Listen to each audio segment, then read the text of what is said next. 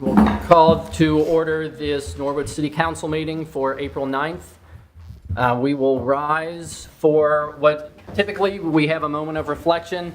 We are changing that up this evening. For those of you who may not be aware, our last council meeting, the March 26th council meeting, we passed a resolution honoring Bridget Kelly. She passed that evening. And I have from her visitation the prayer card. So what I will do is I'm just going to read the Irish blessing that was on here. We will then acknowledge a moment of silence and then proceed with the Pledge of Allegiance. So the Irish blessing. May the road rise to meet you.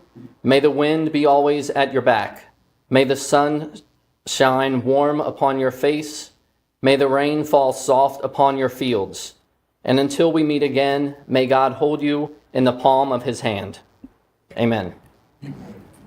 And a moment of silence, please.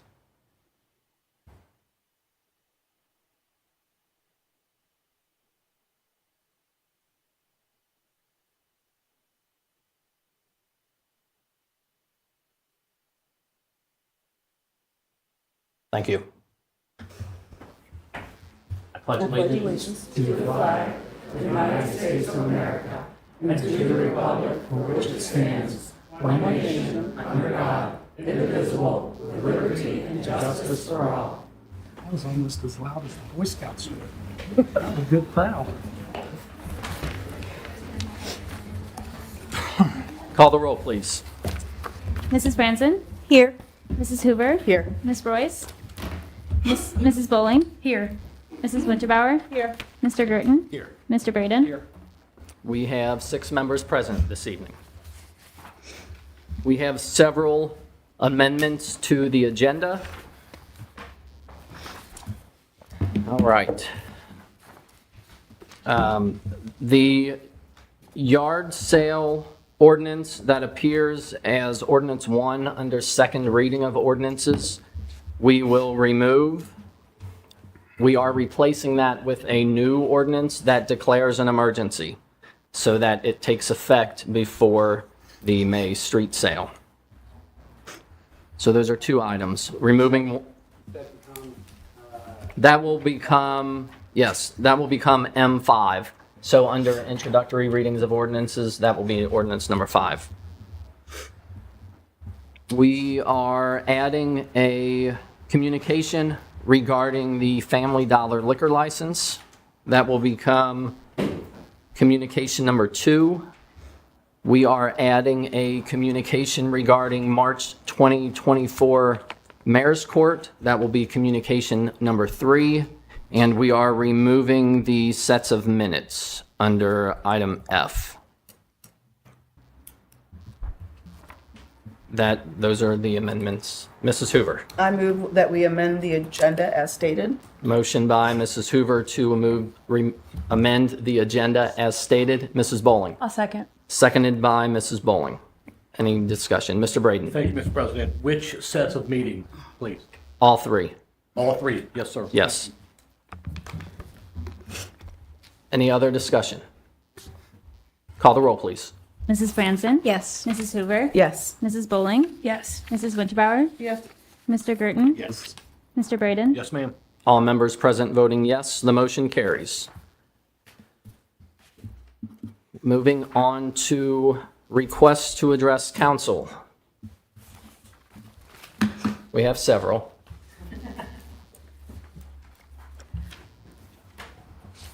We have 11 requests to address council and 1 that was submitted to be read. We will do the one to be read last.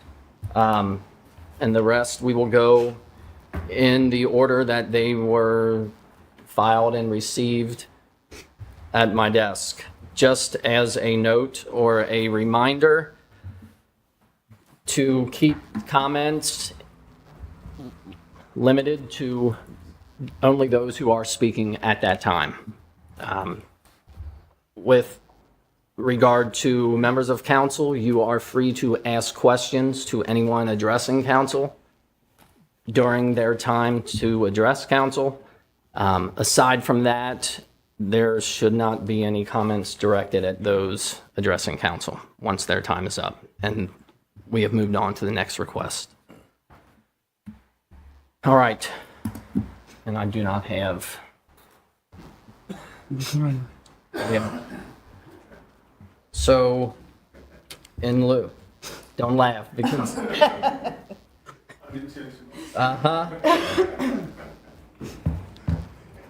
All right. You say that now.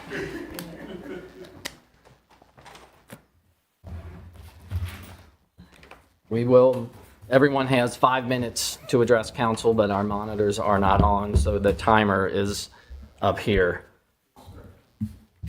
But you're not first, so. First request to address council is Lynn Ellis. Good evening. I may be just a little overjoyed, so, Mr. Deere, sorry. So please indulge me just a little bit. 2 weeks ago, I was sitting here for the council meeting. I heard so many things from council members about the changes you want to make to an ordinance regarding alcohol in Victory Memorial Park. I heard the words, "I'm tired." The Memorial Park is not sacred, a cemetery, etc. Just a quick lesson for those of you that believe that, because there is a definition for memorial parks. War memorials are sacred spaces designed so that visitors may recall and reflect on sacrifice and bravery that they commemorate. As for being tired, our vets are tired of battling to keep that park alcohol-free. So am I, and so are others. Another council person said only a small amount of alcohol would be permitted, and that it would be limited to the gazebo area or the gazebo. And I've got to say, I read that ordinance and I couldn't find that anywhere in that information. Again, I'm tired, and so are our vets. We're tired of fighting, and we're tired of misleading statements. I have great respect for the men and women that have served and serve our country. In fact, I have a family member that is memorialized on the wall in Victory Memorial Park. He died in the Second World War at the Battle of the Bulge. I visit him at the cemetery, and I also go to Victory Park fairly often. But according to the same council member that didn't believe that memorials are sacred, we don't visit that monument. Our Norwood vets took care of that park when we had no money as a city to do so. I have known these vets for years. I have great respect for them and the service they gave to our country. My understanding from them and the American Legion is they do not want alcohol in that park. And I believe if you would have just asked some of us old timers that are born and raised here, you'd understand why the park was designated no alcohol. Years ago, Norwood had summer days there. Alcohol was allowed. The heat, a large crowd in a small park, and alcohol, along with rowdy people, turned it into chaos. There were fights, there was public urination on the monument. The police had their hands full, therefore, no more alcohol. I can't for the life of me understand why you just don't reach out. Myself and a friend were curious as to how many other veterans parks have or do not have alcohol. Being the researchers we are, we contacted 21 veterans parks all over Ohio and northern Kentucky. And funny how a few phone calls reviewing other towns, cities, townships, villages, and ordinance was so revealing. 21 parks surveyed. 5 veterans parks allowed alcohol. One of those veterans parks restricted alcohol to just their pavilion area. And they have a large pavilion, and it's enclosed. One restricted it to only their annual summer arts festival, so only once a year. 16 had no alcohol whatsoever. That's 76% of what we surveyed. One surprising thing is that most of the cities, towns, townships, and villages that we contacted didn't allow alcohol in any of their parks, period. I wonder if you realize, too, that you violated your own ordinance about allowing alcohol and alterations to this ordinance and subsequently the park, it plainly says that the veterans will be consulted if there are changes to this park. At the last meeting, it was clear that no one had contacted any of them or consulted them. It's clear to me that, and others, that you really had no intention of contacting them. It's also clear to me and others that this may be a done deal. But in my opinion, our veterans have been grossly disrespected in this process. Finally, it was said that the veterans really didn't want any activities in that park, and that's not true. I didn't hear not one of them say that. I haven't heard any citizen say that. The subject is alcohol at an event. And surveying the veterans' parks that didn't allow alcohol, those parks have full schedules of activities for their communities, and I'm not sure what alcohol has to do with activating a park. Other cities, towns, townships, villages have activities without alcohol in their parks, and personally, I don't need alcohol to have fun. How about you?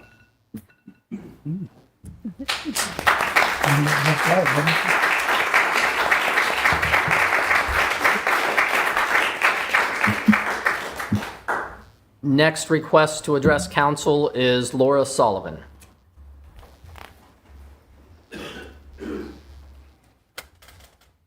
Trying to pull up my notes real quick.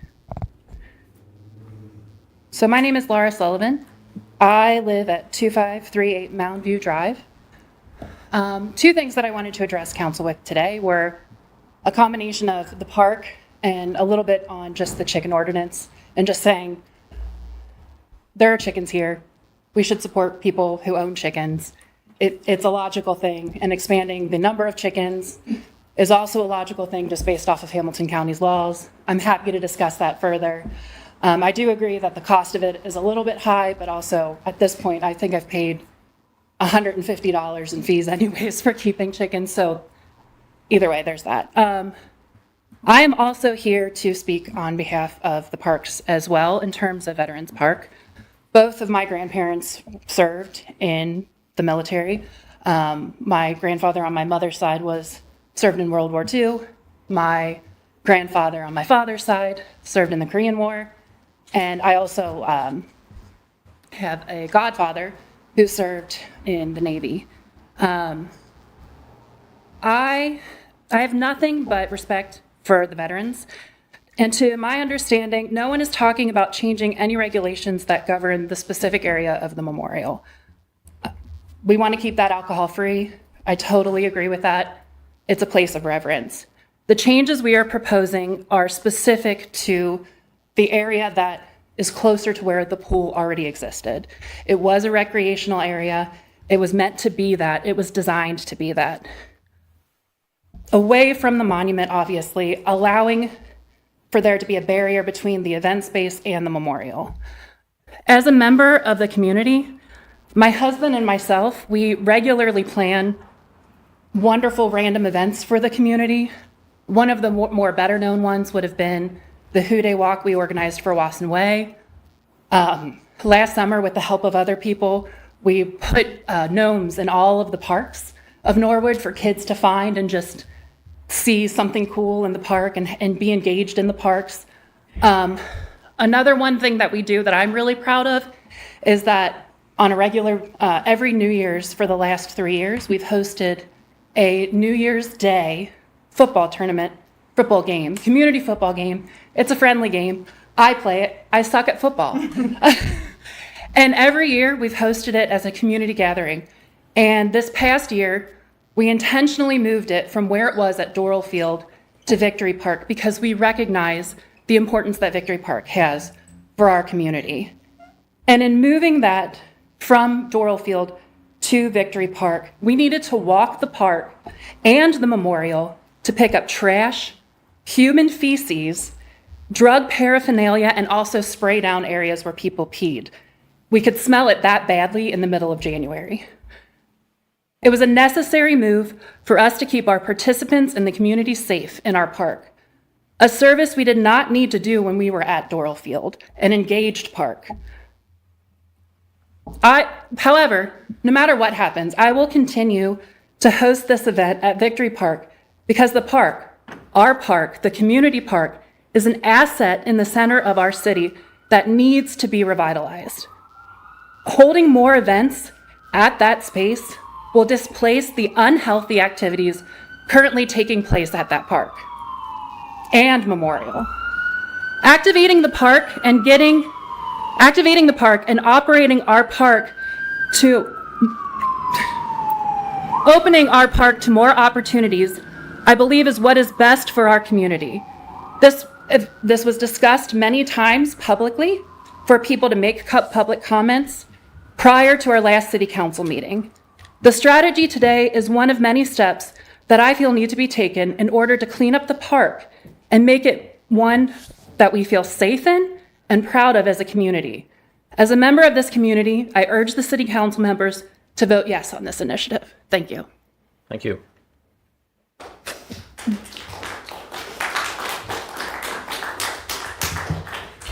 The next request to address council is Lynn Roberts.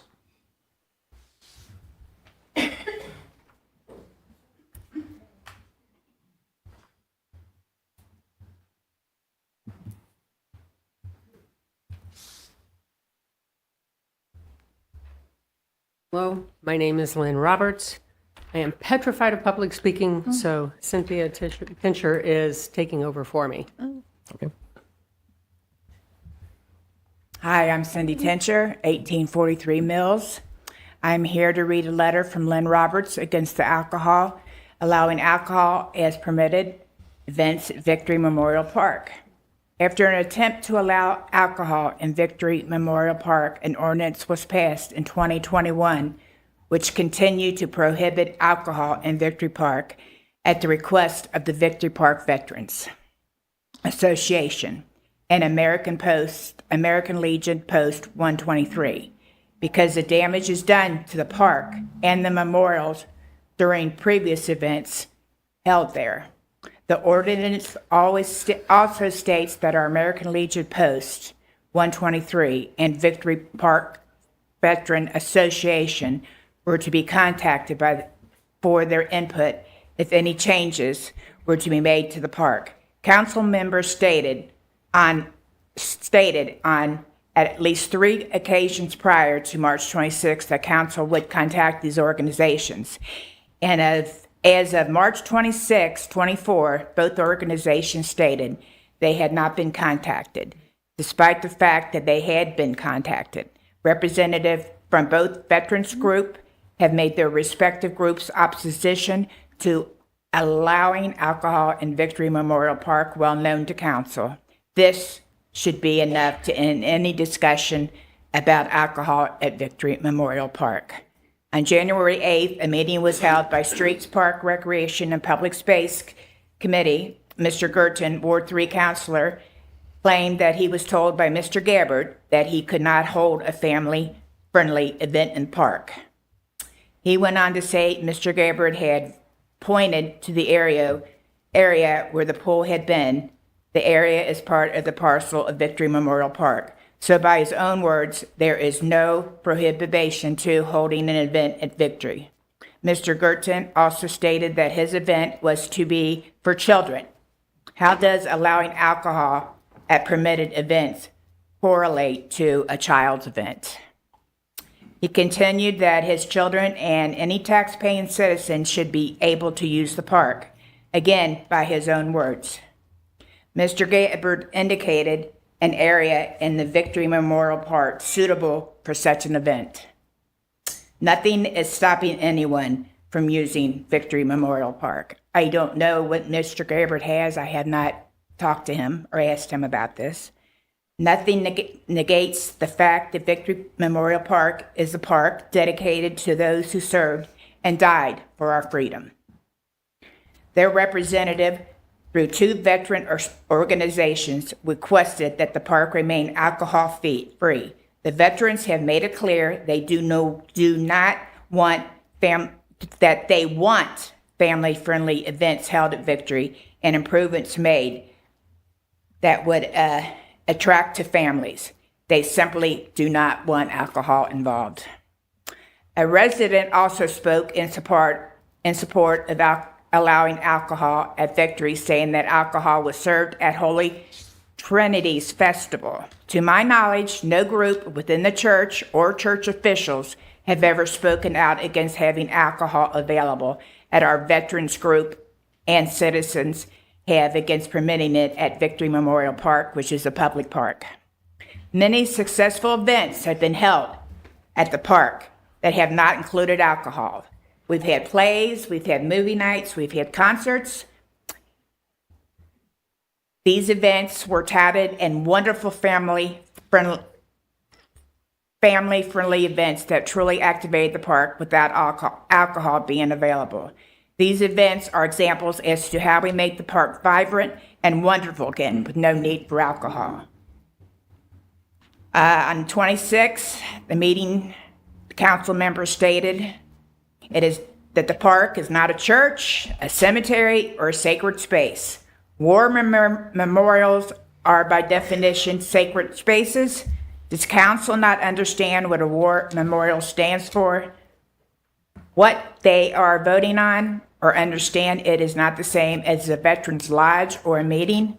When Barack Obama dedicated the memorial for the victims of 9/11, he stated, "Here we tell their story, so that generations yet unborn will never forget." And he called it the sacred place of healing and hope. Please do not dishonor and disrespect those who were lost and are living veterans who have made their feelings against allowing alcohol in Victory Park well known. Please keep Victory Park alcohol free. Thank you.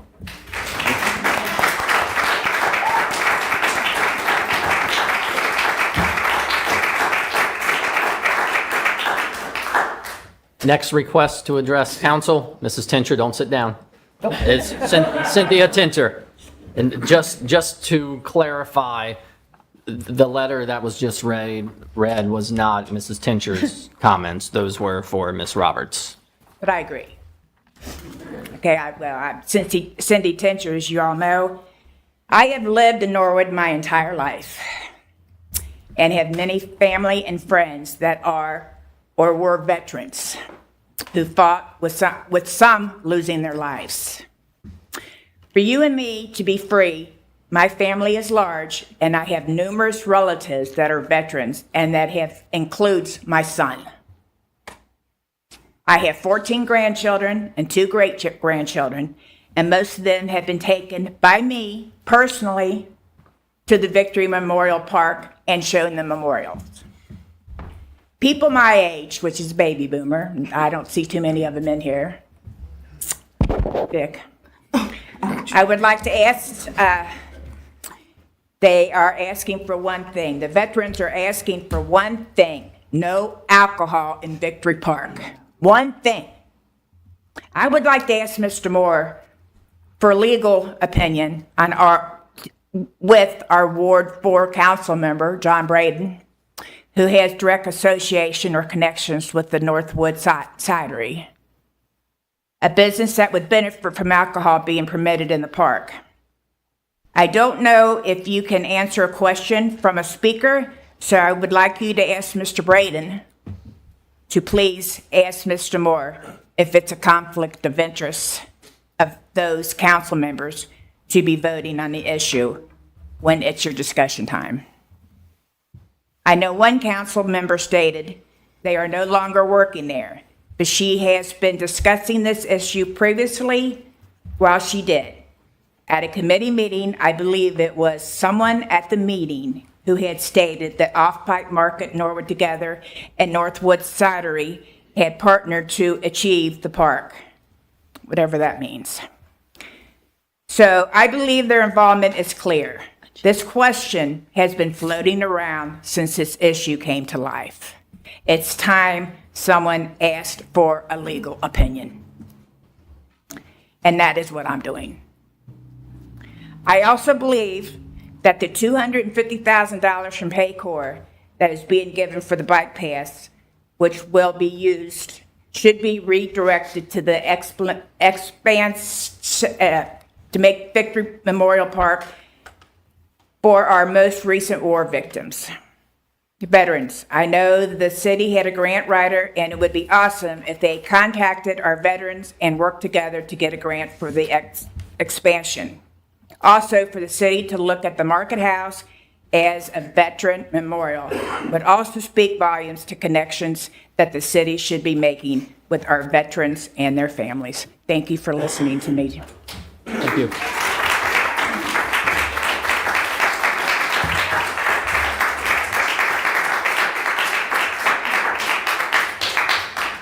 The next request to address council is Ricky Paul.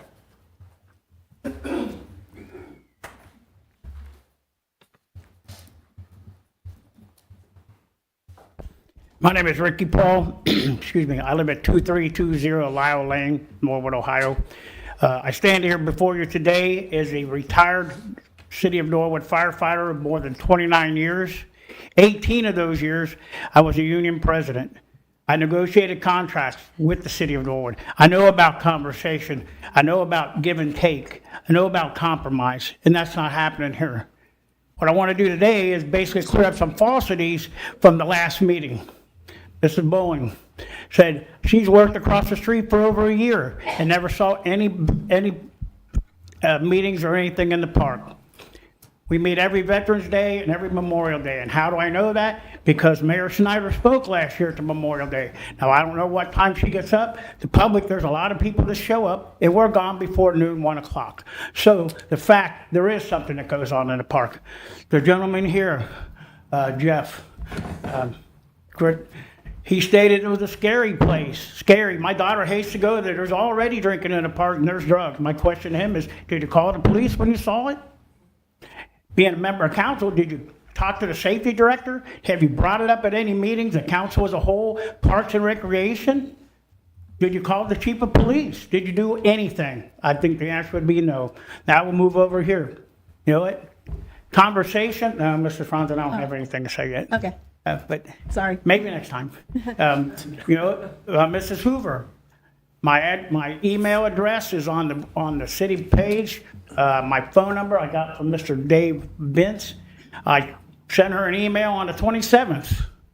I can read it to you right off my phone. Sent Gmail on the 27th. I'd like to speak to her about it. We could meet at Birdie's for coffee. We could meet at Quatman for lunch. We could just meet and walk through the park and discuss what we want, what we think.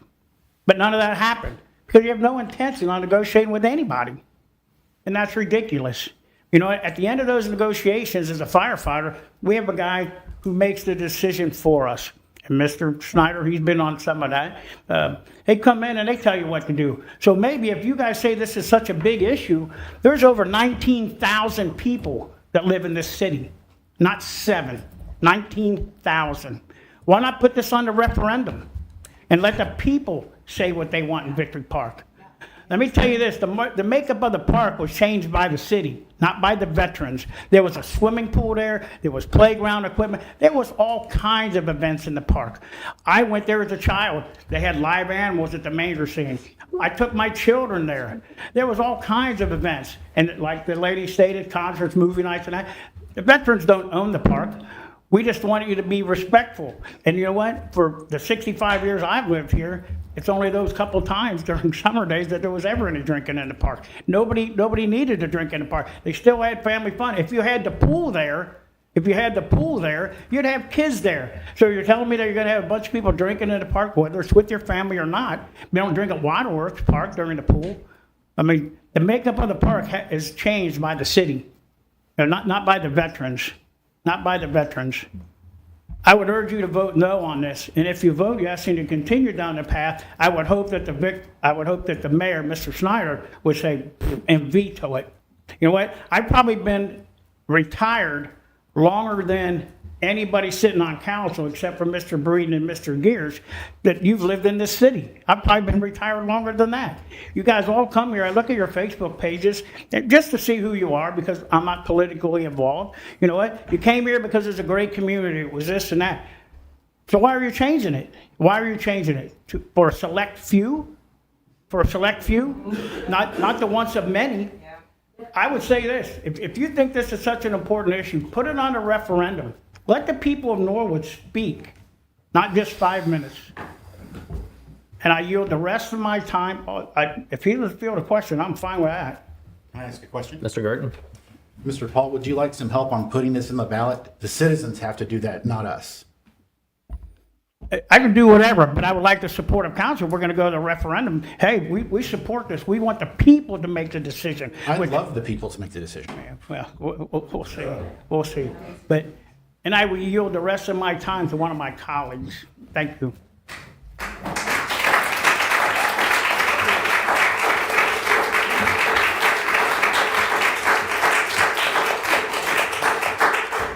Next request to address council is David Bentz.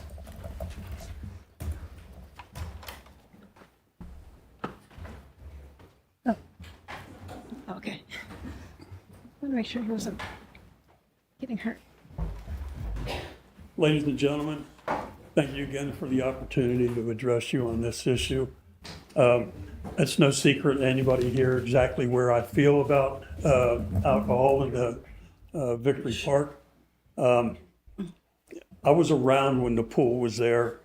I was around when Summer Days was held there a couple times.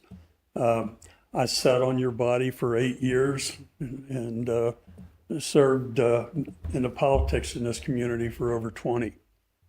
I know how things work here. I've had conversations with some of you. Ms. Hoover, I think we spent close to a half hour on the phone yesterday. We have, I respect everyone's opinion in this. I even respect the effort of the people from the Sidery, whether they're involved in this or not. I respect that. But, you know, there's plenty of places where we can enjoy alcohol. It doesn't need to be where our veterans rest. I know people say it's not a what do you call it? It's not a graveyard. But when you go there and sit and look at the names, I don't know how you can not feel that is a graveyard.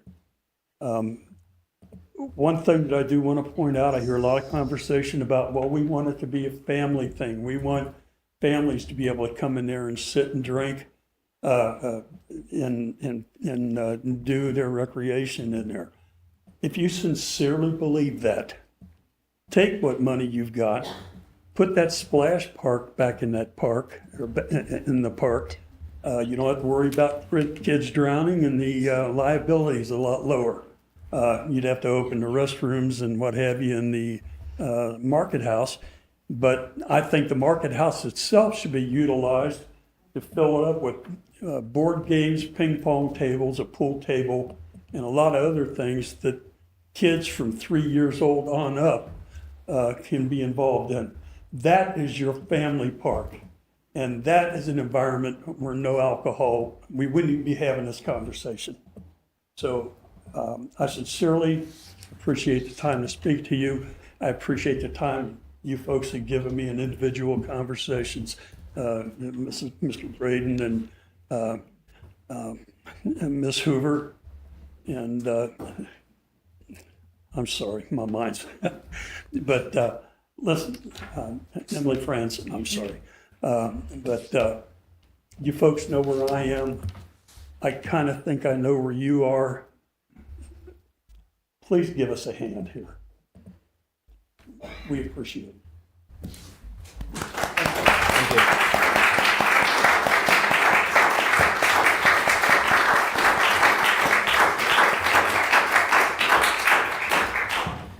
The next request to address council is Rick Hirsch.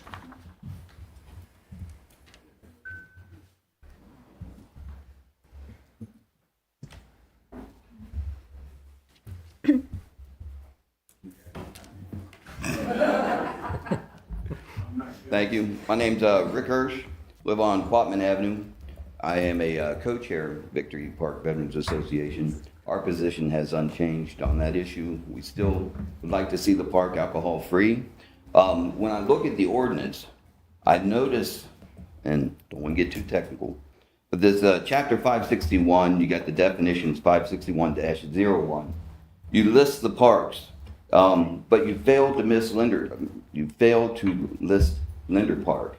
But when you go to the curfew section, Linder Park's listed. My question is, you're allowing alcohol in Victory Park, but Linder Park, you're not allowing alcohol. So during your debate, you can discuss that amongst yourselves. Also, Victory Park, as the park position itself and not the old safety lane buildings, represents about 1.2 acres of land. Norwood, the best research I could come up with is about 48 acres of park facilities. So we're talking about 2% of the parks being set aside non-alcoholic for the memorials. Many complaints within the community is lack of law enforcement or maintenance of the parks with the city, drug paraphernalia. We don't like that either. We don't like dealing with those things.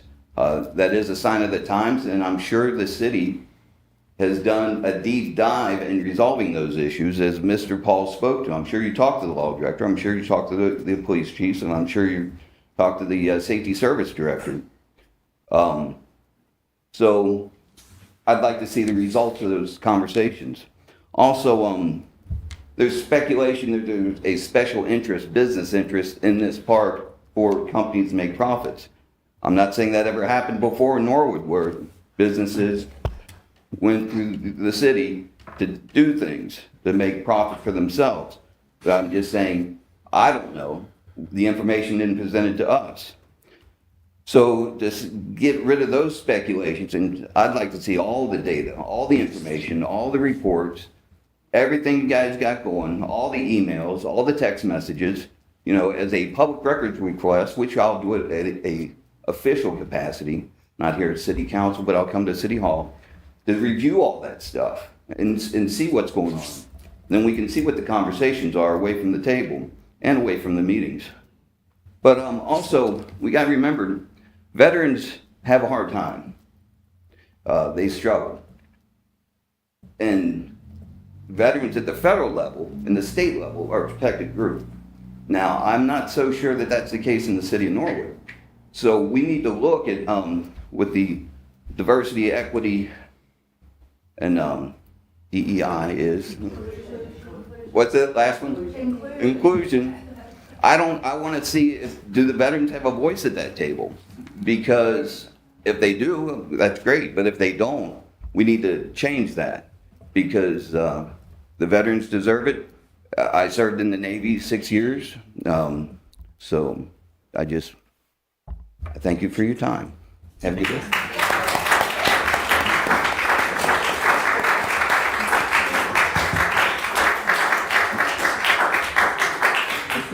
The next request to address council is Thomas Sullivan.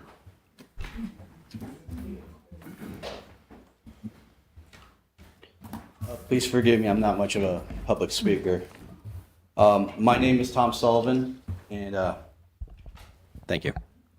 And as my wife, who was up here earlier, mentioned, we live on 2538 Mountain View Drive. Like many people in this room, I have family members, an extended family going back from before World War II who are veterans, American veterans.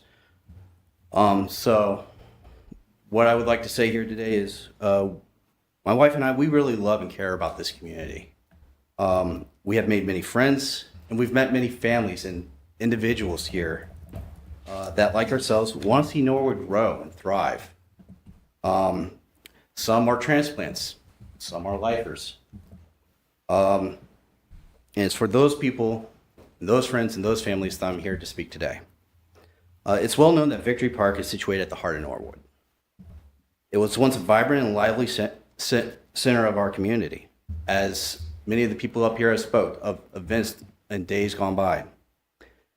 But unfortunately, that center, that heart, has become diseased, and it's become a haven for drug use, homeless squatting, and other illicit activities. There is a growing number of Norwood residents who wish to see Victory Park returned once more to that safe and lively place for the community to gather. The alcohol ordinance for Victory Park is a tool that can help accomplish that, I believe can help accomplish that vision. It will help our officials officially regulate alcohol use in this area and encourage use of the park by its citizens.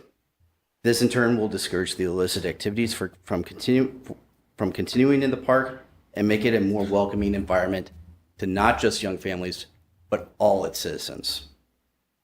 I know there are those here who are opposed to the measure because the memorial located outside of the park. And frankly, from what I've heard from some of them, I find it disingenuous and disrespectful not just to our city, but also to the memorial they wish to protect. No single group, no single non-government group should be permitted to limit the use of public space to the rest of the community. Now, I understand and I agree with their desire to keep the memorial reverent and respectful to those who gave everything for the freedom we all enjoy and treasure today. But let's make it clear, the park and the memorial are two separate entities. Everything that I've been able to find in public information treat them as two separate entities, even if in many minds they are one and the same. This initiative has nothing to do with the memorial, but it has everything to do with the park. So I put this to our council. What good is trying to protect or have a memorial at the cost of losing our community space? Is it worse to allow permitted alcohol in a park during community and social events that attract families and individuals to visit both the park and the memorial? Or is it worse to reject this ordinance and allow that very park and that very memorial to continue to be an undesirable and unsafe place for friends and families to visit and or congregate? Personally, I would rather see Victory Park flourish with more community events. As I mentioned, I truly believe this permit will help that cause. I encourage our community members to vote in support of this measure. Thank you. Thank you.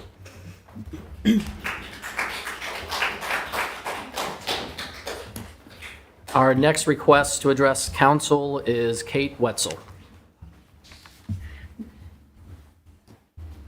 Hi, my name is Kate Wetzel. I live on Regent Avenue. Thank you everyone for your time. I'm here to, I'm passionate about parks, and right before COVID in 2020, I served on a parks panel where we evaluated the parks. We looked at different ideas and tried to plan out a, just a sustainable plan for the parks. That kind of died with COVID, but we made some good headway. And part of that was activation and events and what we can do to sustainably fund our parks and to keep people involved and engaged and keep them clean. And I think this, being able to have alcohol in the parks allows events to pick and choose. If they want to do it, great. If they don't, great. I mean, I still think having any event in the park is going to get people there. I love going to the parks. I don't need alcohol there, but if it's there, that's great. But I think that's going to help bring some revenue into the parks that you can feed back into the parks. And I also think that there are options to be able to do this respectfully within Victory Park. It is in the heart of our community, and we need to show our community off. So being able to host multiple events and have that option for event hosts, I think is very important. So that's my support. Thank you. Thank you. The next request to address council is Jesse Stevens.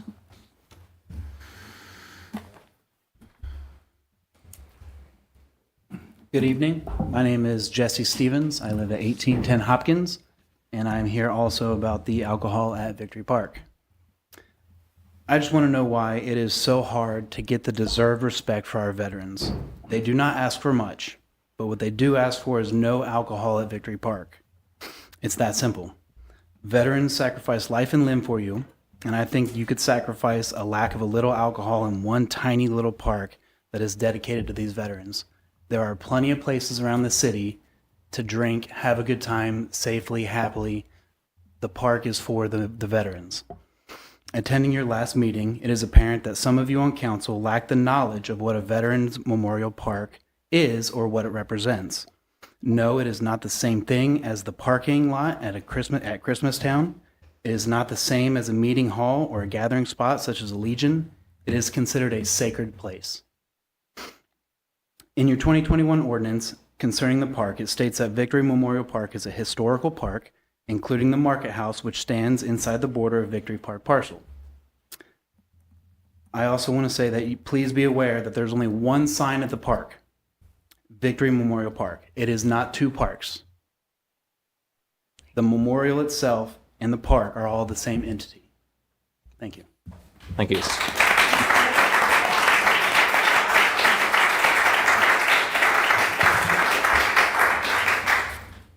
Our next request to address council is Bishop Sonny James.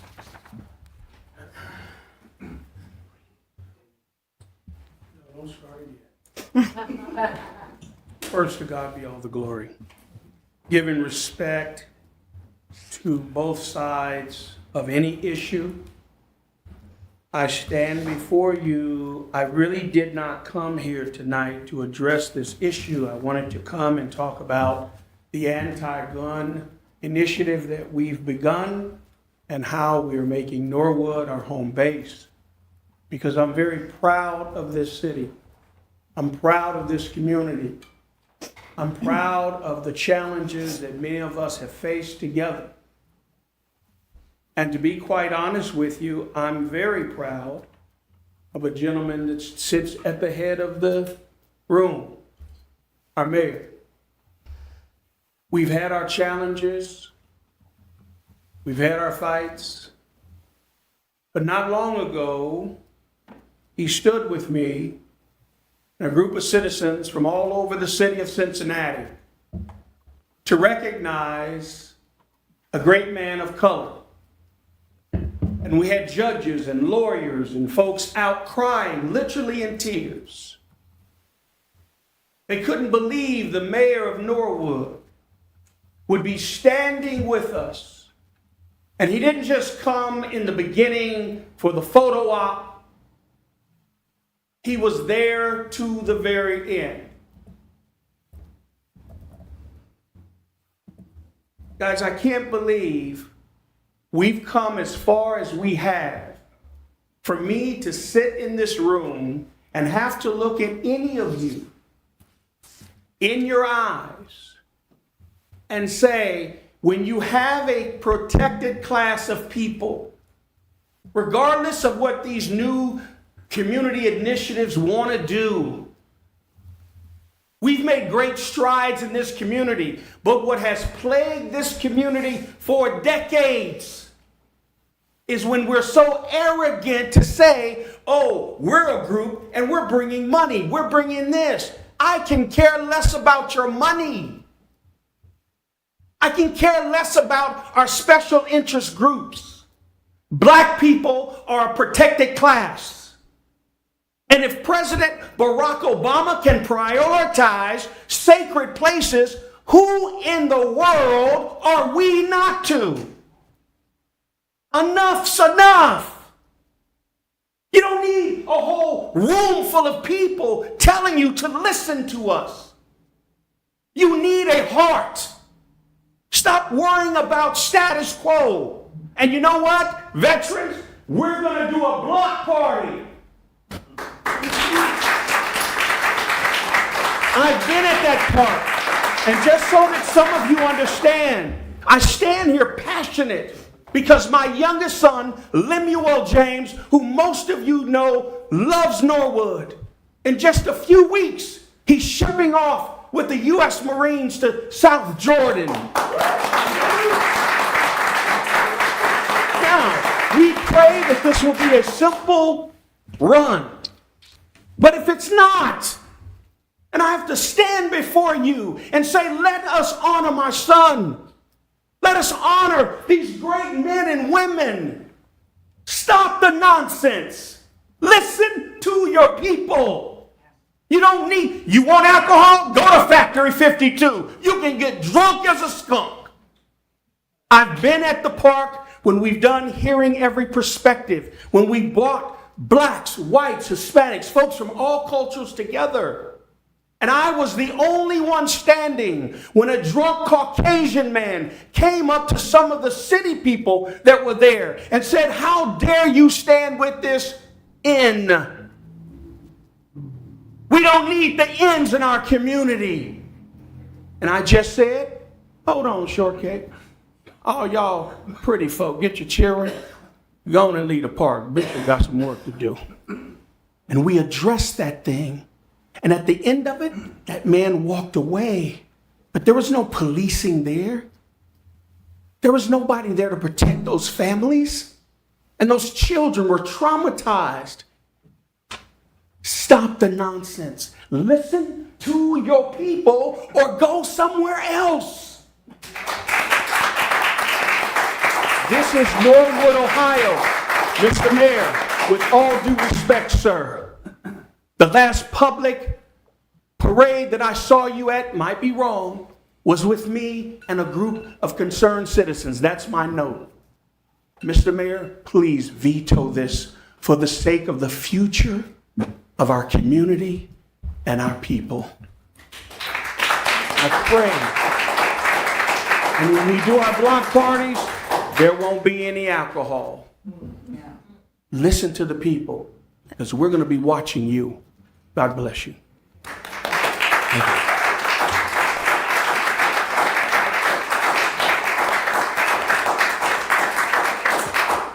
The last request to address council was submitted by Alicia Locke, and it was regarding the Victory Park conversation that will be taking place on April the 15th. Hi, I cannot make the council meeting tonight, but I'm writing to share my excitement about the upcoming community conversation about Victory Park. I'm so excited. That park has held a special place in my hopes for our city for years. Every time I leave Norwood to enjoy Washington Park, Summit Park, or someplace similar, I wish I could be having a similar experience in the heart of our community.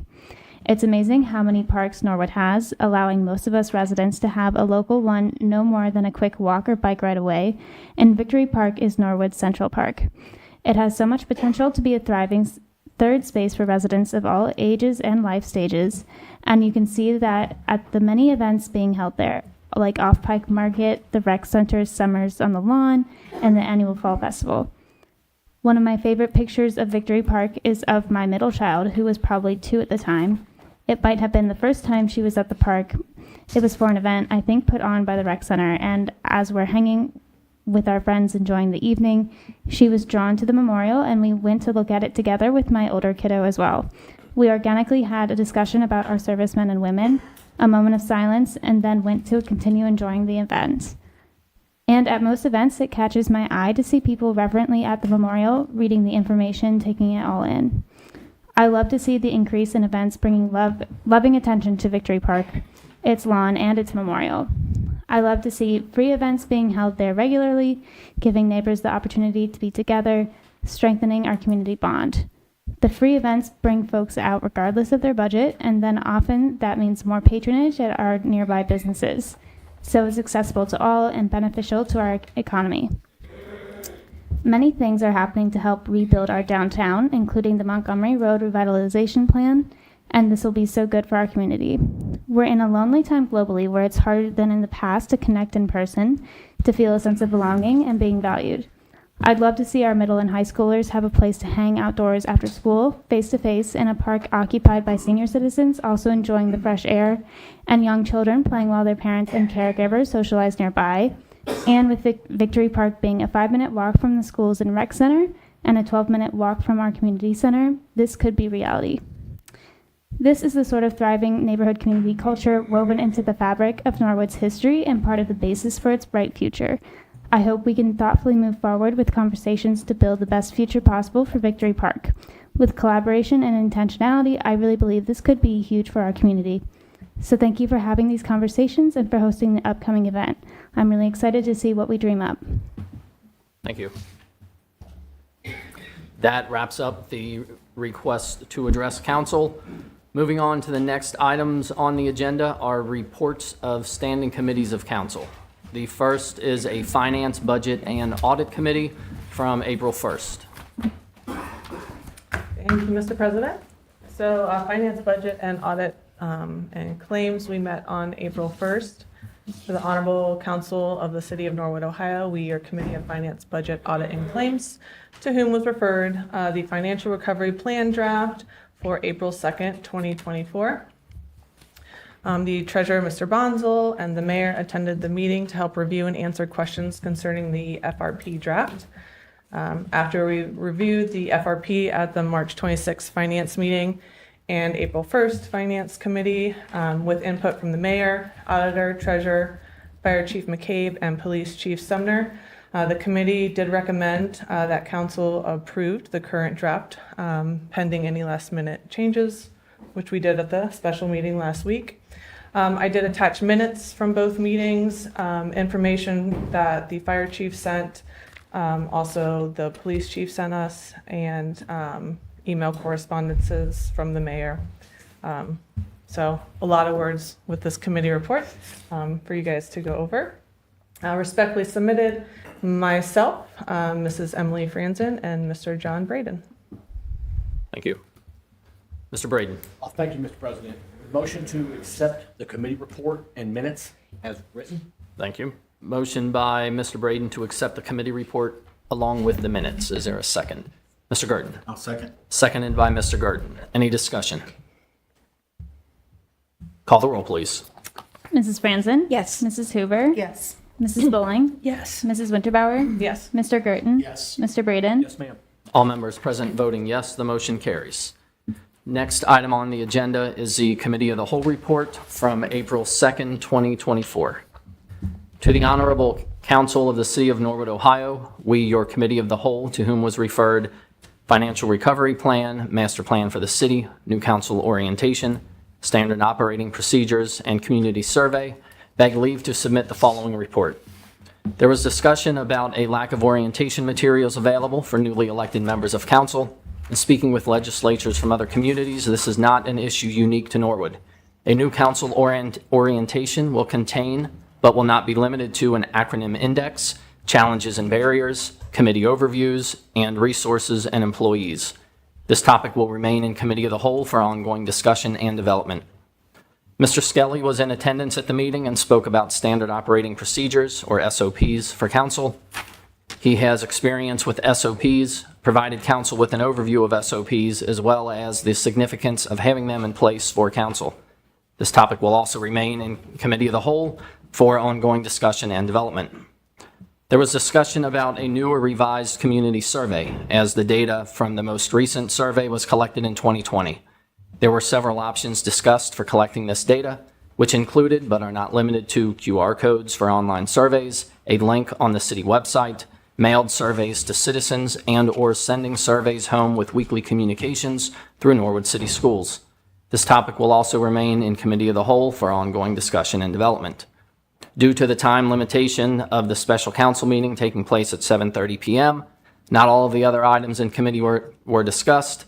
Additional and ongoing topics will be addressed at the May Committee of the Whole meeting. Respectfully submitted, Joseph Gears, Chairperson. Members Emily Franzen, Sam Bowling, Susan Hoover, Candace Winterbauer, and John Braden. Mrs. Winterbauer. Motion to accept and file the committee report. Motion by Mrs. Winterbauer to accept the committee report. Is there a second? Mrs. Hoover. I'll second. Seconded by Mrs. Hoover. Any discussion? Call the roll, please. Mrs. Franzen? Yes. Mrs. Hoover? Yes. Mrs. Bowling? Yes. Mrs. Winterbauer? Yes. Mr. Gerton? Yes. Mr. Braden? Yes, ma'am. All members present voting yes, the motion carries. Next item is a DEI board meeting from April 3rd, April 3rd, 2024. Apologies, mine says March 6th. All right. So does mine. I think you have the right report, but wrong date. Got it. Yes. Okay. I can note Apologies that. about that. That's all right. Let's fix that. Noted on the agenda. Thank you.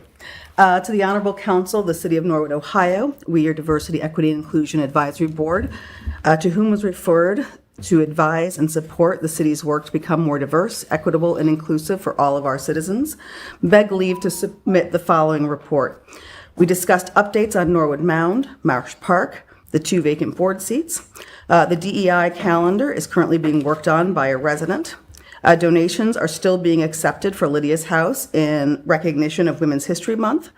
We began the initial planning of Pride Month with a flag-raising resolution, Pride Market, reception, and will explore a crosswalk painting. Respectfully submitted, Susan Hoover, Chairperson. Shireen Elsasser, Ashton Tucker, and Stephanie Bacher. Thank you. Mrs. Bowling. A motion to accept and file the report. Motion to accept the report by Mrs. Bowling. Is there a second? Mr. Gurdon. I second the motion. Seconded by Mr. Gurdon. Any discussion? Call the roll, please. Mrs. Franson? Yes. Mrs. Hoover? Yes. Mrs. Bowling? Yes. Mrs. Winterbauer? Yes. Mr. Gurdon? Yes. Mr. Braden? Yes, ma'am. All members present voting yes, the motion carries. Moving on to next items, third reading of ordinances and resolution. We have one. That is a resolution supporting the placement of a historic marker at the base of Norwood Mound in acknowledgement of its historical significance and supporting a request for grant funds for that marker. Mrs. Hoover. I make a motion that we have the third and final reading. Motion by Mrs. Hoover to have the third reading of the resolution. Is there a second? Mrs. Bowling. I'll second. Seconded by Mrs. Bowling. Any discussion? Mrs. Franson. I just wanted to make a note for people that are curious. When we have these readings of ordinances, in order to have any discussion at all, we have to either do a reading or vote to table the motion. So I think this will be more relevant for the next ordinance, but I just wanted to let people know that that's how we start discussion. We can't just start talking about it. So it doesn't mean we're going to pass or not pass, but that's just how it happens. Thank you. Thank you. Any further discussion? All right, motion on the floor by Mrs. Hoover, seconded by Mrs. Bowling, is to have the third reading of the resolution. Call the roll, please. Mrs. Franson? Yes. Mrs. Hoover? Yes. Mrs. Bowling? Yes. Mrs. Winterbauer? Yes. Mr. Gurdon? Yes. Mr. Braden? Yes, ma'am. All members present voting yes, the motion carries. Please have the third reading of the resolution. Resolution supporting the placement of a historic marker at the base of Norwood Mound in acknowledgement of its historical significance and supporting a request for grant funds for that marker. Thank you. Is there a motion to pass the resolution? Mrs. Hoover. I make a motion we pass the resolution. Is there a second? Mrs. Winterbauer. I second. All right, motion by Mrs. Hoover to pass the resolution, seconded by Mrs. Winterbauer. Any discussion? Call the roll, please. Mrs. Franson? Yes. Mrs. Hoover? Yes. Mrs. Bowling? Yes. Mrs. Winterbauer? Yes. Mr. Gurdon? Yes. Mr. Braden? Yes, ma'am. All members present voting yes, the motion carries. Moving on to second readings of ordinances and resolutions. You will notice the first one during amendment of the agenda, that one was removed. That was pertaining to the yard sales. So moving on to the next item, an ordinance amending Chapter 561 of the Norwood Codified Ordinances entitled Parks and Playgrounds to expand and clarify alcohol permits and to modify Victory Park's status. Mr. Gurdon. I make a motion, we have the second reading. Motion by Mr. Gurdon to have the second reading. Mrs. Hoover. I'll second. Seconded by Mrs. Hoover. Any discussion? Mr. Gurdon. Can I ask Mr. Moore a question? Mr. Moore? Has anybody on council asked you about ethics issues with this ordinance? No. I have. Then, to my understanding, I don't recall. If you give me, Is there any ethical concerns with this ordinance in council? Mr. Moore? I don't think so. The ethics rules forbid voting on a topic, when a public body votes on a topic that has a direct economic benefit to one of the members or their business or their family. And I think that this would be, it's what this would do is allows a permit. Like anybody can apply for a park use permit. And I think that's far too remote. Because the benefit that would be, for example, if I have, I want to set up a coffee tasting event here, or a cider tasting event is no different than Listerman. There's no more access than Listerman would have, or Fretboard, or High Grain. And so I don't think that it's close enough to be something that would violate the Ohio ethics laws. Thank you, Mr. Moore. I have another question. Mr. Gurdon. Mr. Powers, can you please approach to answer a question? Mr. Powers? Mr. Powers, has anybody on council ever asked about how to get the police more involved in Victory Park? And if they have, what are the challenges? More involved in what capacity? In overdoses, loitering? Yeah, I've talked with various council members about how to improve the policing in Victory Park. Are there any challenges to that right now? I mean, in terms of the police officers do have to patrol the rest of the city. They do regular patrols through Victory Park. Over the last 2 years, they've done over 400 patrols just through the park. So it is something that the police department keeps an eye on, something that they go through regularly. They are in the park as often as they can be. Mr. Gerton, just a reminder, questions should go through the chair as opposed to directly to Mr. Powers. Mr. President, could you please ask Mr. Powers if our police department is fully staffed? Mr. Powers? Yes, it is. I apologize. I believe we are down one position right now.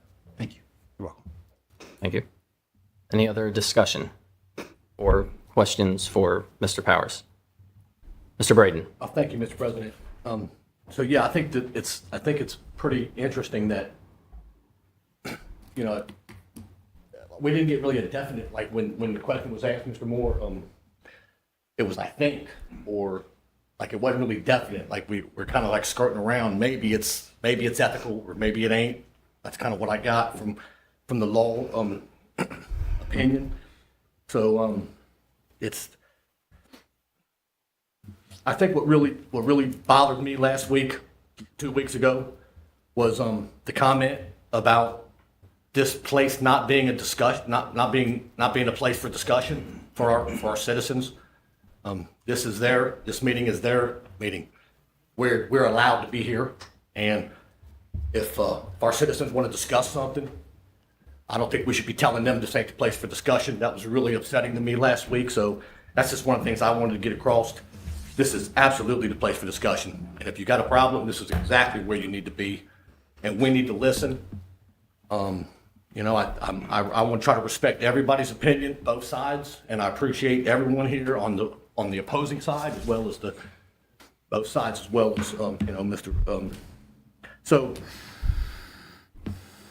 in closing,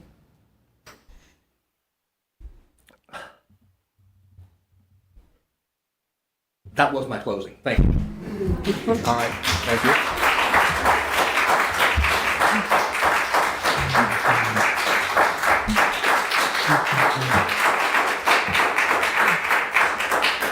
Mrs. Hoover.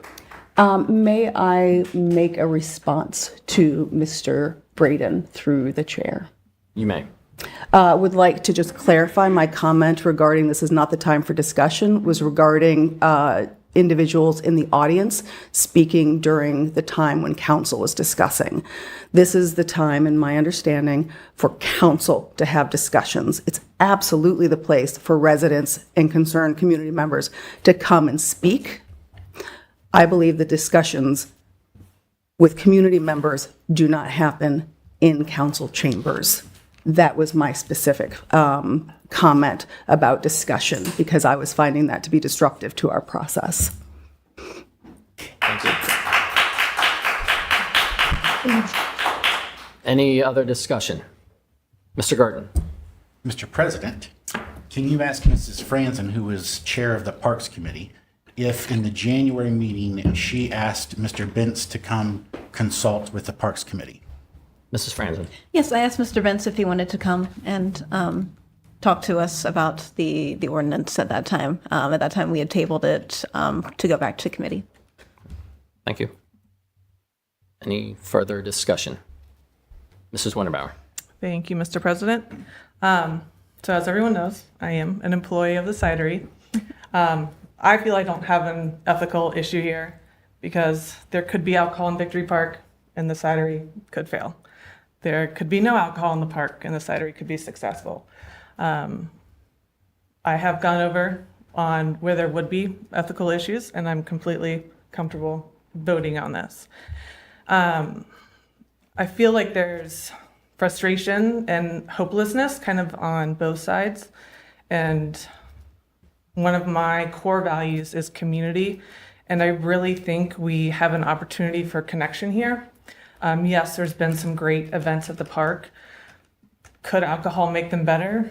Yes and no. I don't think that alcohol is the answer at this point. It could be good, and it's frustrating for those residents who have been really trying to activate the park. The cidery literally picked that location to help activate. If you think about the foot traffic there, is that a great place for business? No, it's not.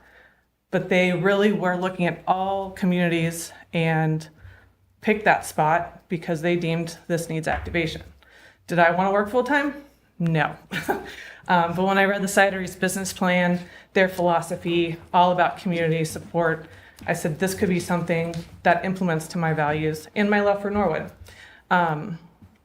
So going forward, I want council to really continue the discussion and hopefully use this opportunity to make a connection here with all residents in Norwood. I think the mayor and Mrs. Franzen have some great ideas on those daily actions that need to be made to activate a park. Because we all know, research shows what activates a park. It's daily use, people there every single day. And I think if we all can focus on that and get people who using the park as a memorial sacred space, as a place to gather, then the issues that go on there currently every single day, the fears of the memorial being disgraced, happen every day. I almost pulled a Mrs. Hoover and brought samples of the beer cans and liquor bottles I picked up today. It's happening every day, and it's frustrating to see, and it's very upsetting to see. Those individuals need help, but they're also being very disrespectful to a sacred space, and that also prevents families from going there. So I'm just hopeful for this attention, be it what it is, to make those connections and really make sure that Victory Park becomes what it should be. Thank you. Mr. Gurton. From a comment we had earlier today, Mr. President, Mr. Hirsch said that there's an inaccuracy or an inconsistency. So I would like to see if we could amend chapter 561.01, just lost it, B, to include Winter Park.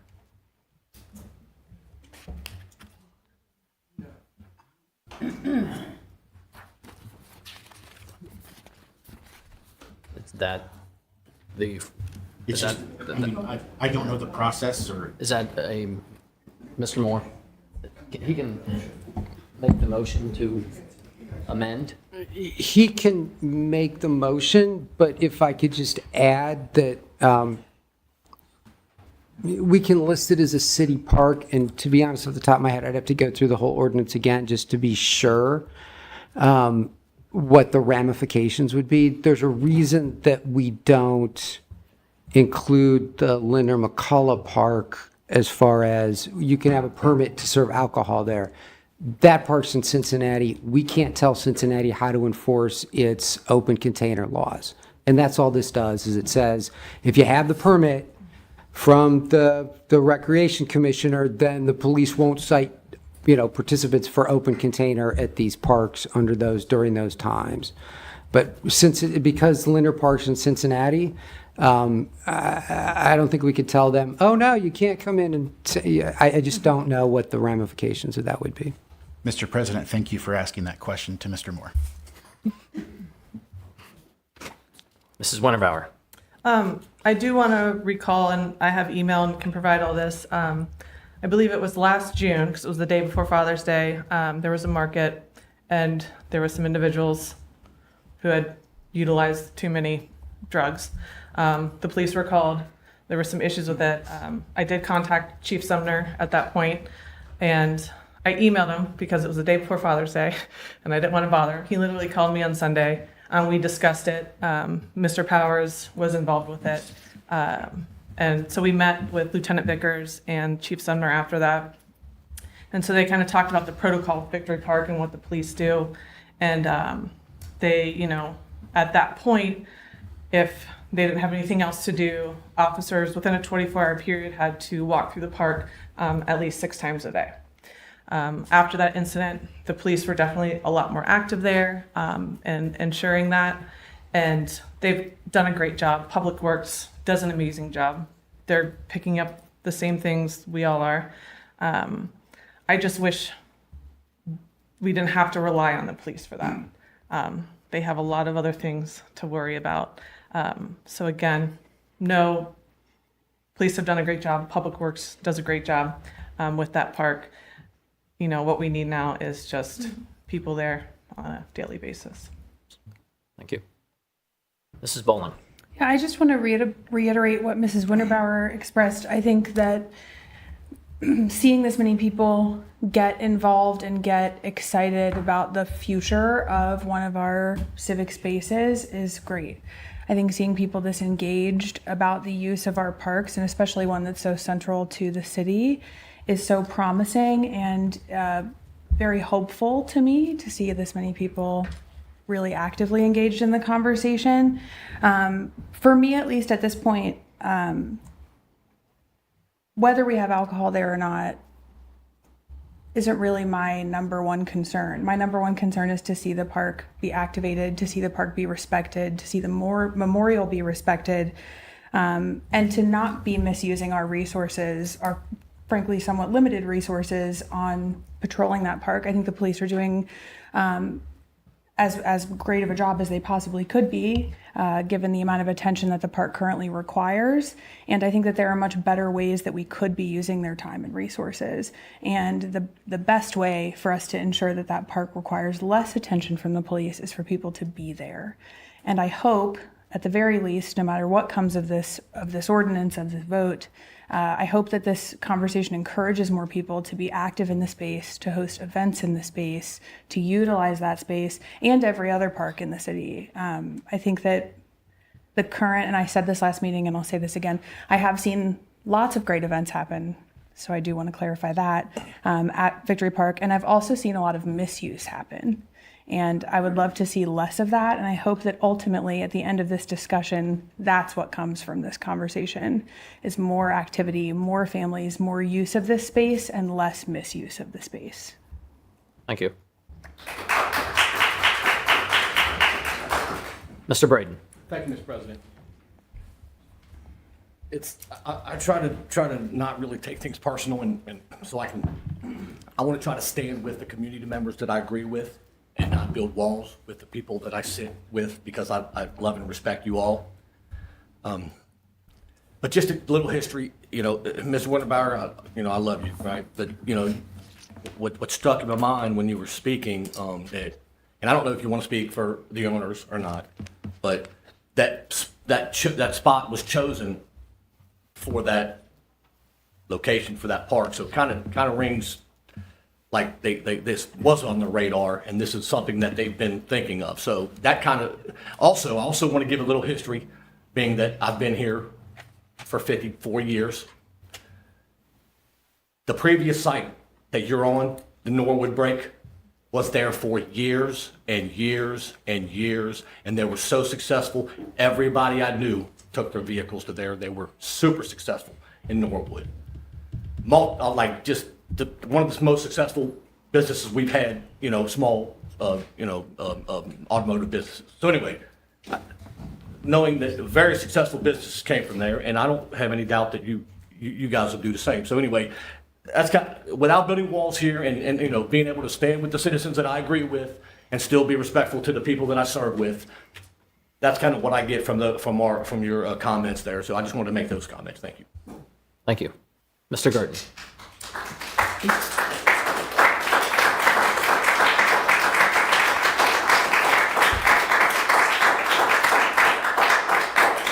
So, Mr. Gears, could you ask Mr. Braden, when Mr. Gabbard spoke last meeting about this, where did he say the ordinance came from? Mr. Braden. So, thank you, Mr. President. I appreciate that. So just to clarify, Mr. Burton is asking me. I'm so confused. Just to clarify, you're asking me, the last time Mr. Gabbard was here, please repeat the question, sir. Mr. President, Mr. Gabbard made a statement about where the ordinance came from and why he brought it to council. And I just want that to be reminded whether Mr. Braden or somebody else answers it.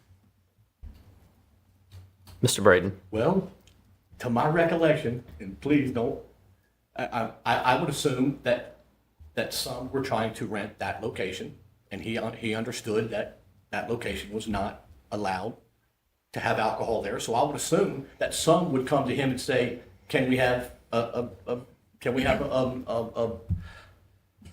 party, whatever? Can we rent this space and can we have alcohol?" And he probably said, "No, you cannot. Go to council and change it." And that's what I believe. That's what he would say. But somebody can refresh my memory better, please.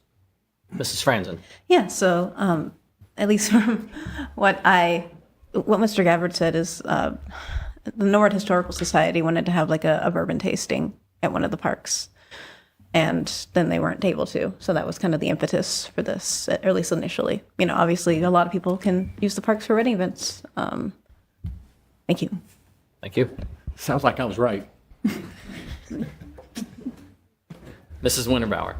I'm happy to speak on the cidery, and the owners have told me they have no opinion. They're fine with no alcohol in Victory Park.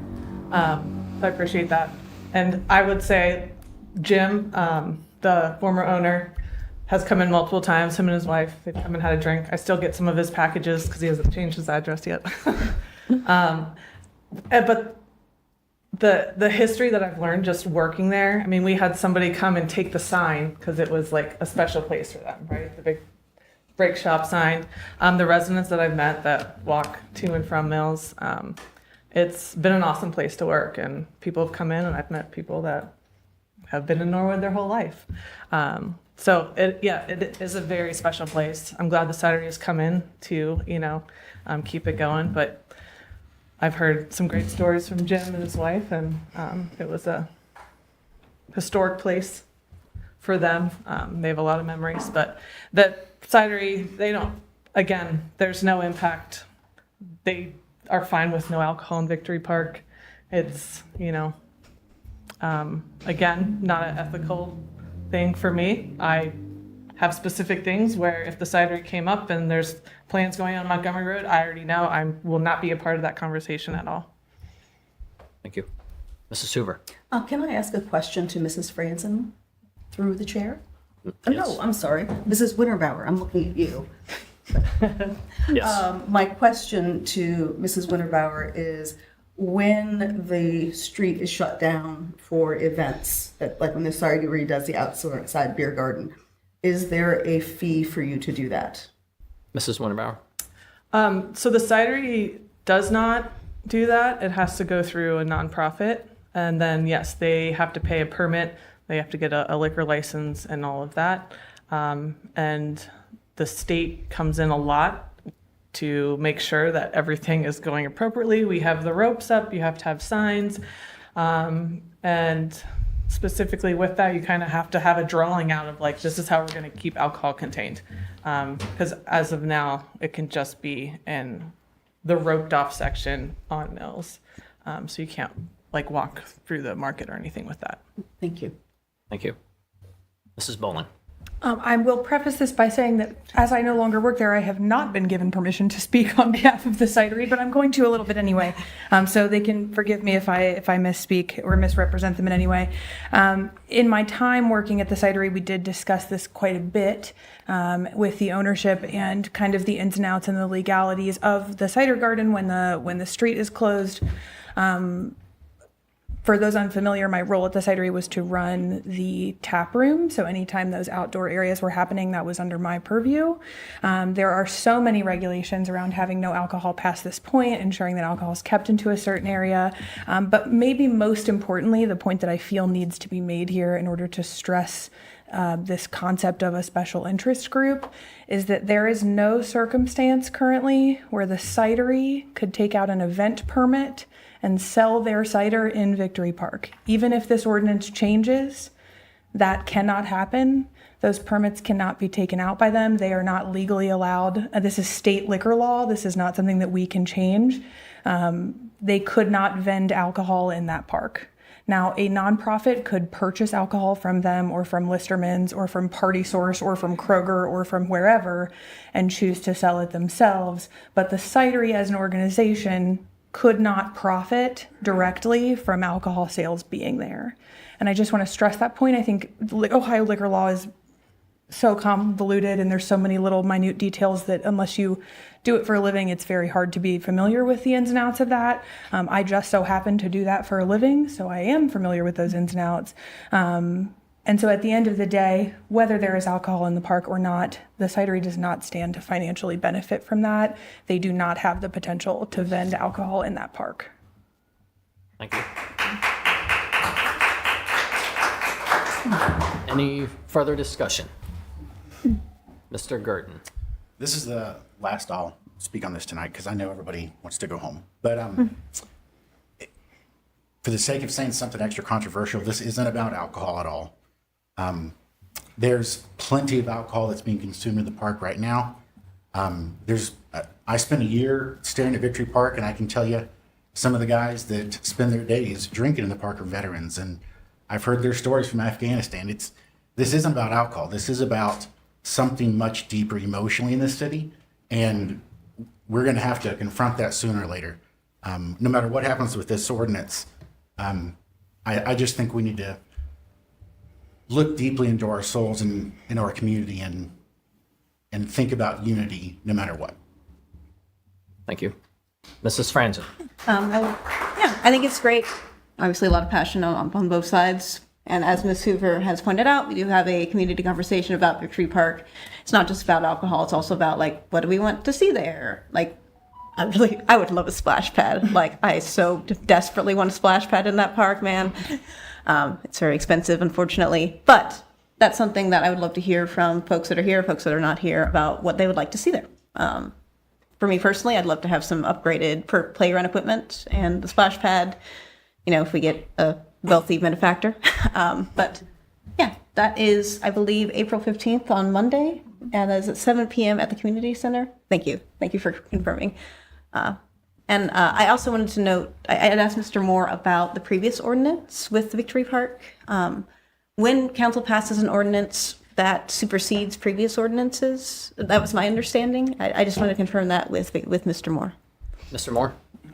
That's correct. If council passes an ordinance that conflicts with a previous ordinance that council has passed, it just supersedes that previous ordinance. That's what council does on a regular basis. Okay, thank you. When they change, you can park 3 feet from a driveway or 2 feet. Oh, we pass a new one that changes it. It just changes what the law is. Thank you. Thank you.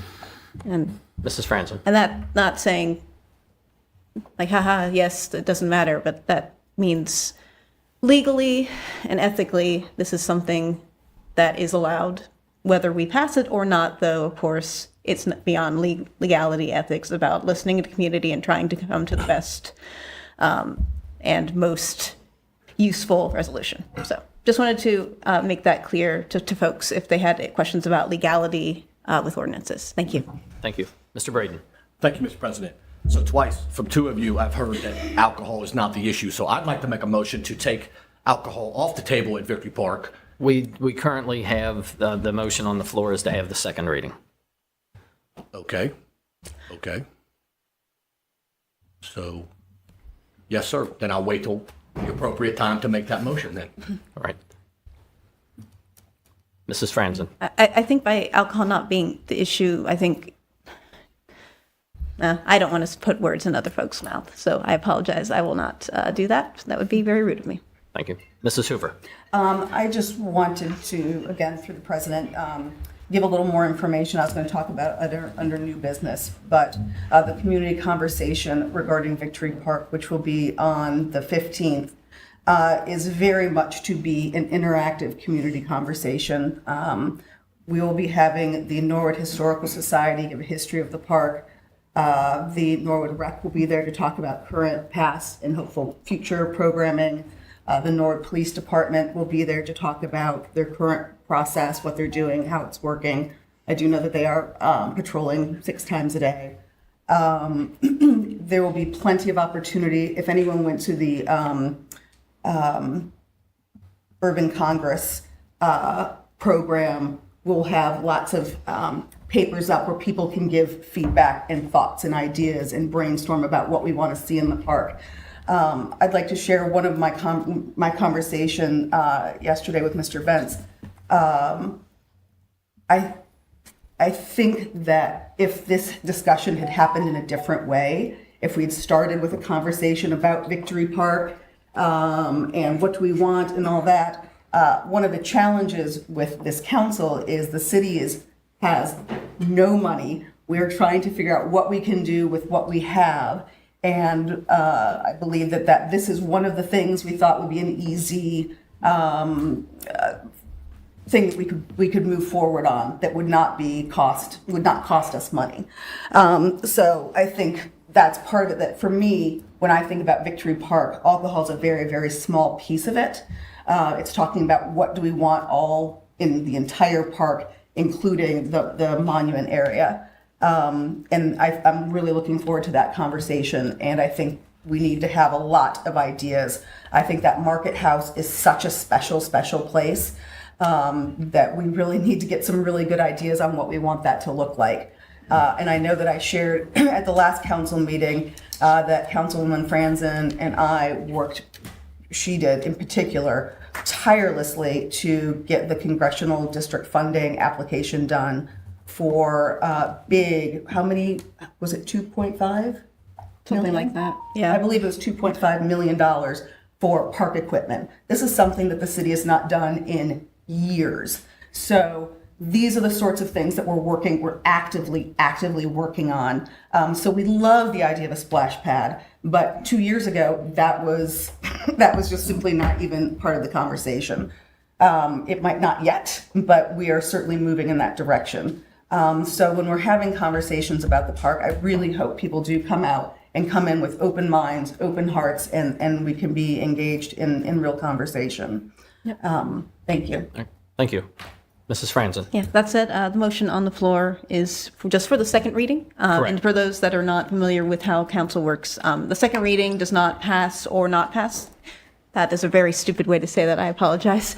Does not mean that we are approving or not approving it. It's just saying that we are continuing to discuss it. So if we would pass this for the second reading, then we'd have the third reading in 2 weeks. And you'll see that is after the community conversation. Just wanted to let you know if there's other folks in here that have not been on council or haven't been on council meetings. I just want to let you know how that works. Thank you. Thank you. Mr. Braden. Last comment, maybe. You said that already. No, I didn't. You said it. Anyway, so to bounce off of great comments, Ms. Hoover. But used to, that was the case. We didn't have any money, but I believe now we've got some money now. If we really want to do something, we can do it. We got money now. So that's some hard work that's been done the last 10 years in finance. But we've got money now for if we want to do something. Secondly is through the chair to our law director, Mr. Moore. So great idea for the community discussion and to try to get this hashed out as far as our Victory Park. But as far as the sunshine laws go, this being on our agenda, and let's say a couple of councilmen show up at this community meeting and now we're all discussing what's on our agenda in front of us, is that also seems to me like some sort of sunshine law problems. Just curious, I could be dead wrong about that, but just maybe clarify that. Thank you. Mr. Moore. Well, to be on the safe side, if the clerk sends out a notice at least 24 hours before that event that announces that members of council or the Parks Committee will have this event, and that's the Victory Park ideas is listed on the agenda as the topics to be discussed, that would more than cover any sunshine law issues and is probably not a bad idea. Thank you, sir. Thank you very much, Mr. President. Thank you. Thank you. Mrs. Hoover. I'm so sorry. Again, through the president, I just would like to clarify, no decisions are going to be made on that evening. That is for discussion and ideas, brainstorming. We're not going to walk out with, here's what we're going to do in Victory Park. That is not the intention. It's merely the first of many, many, many conversations. It's not even the first.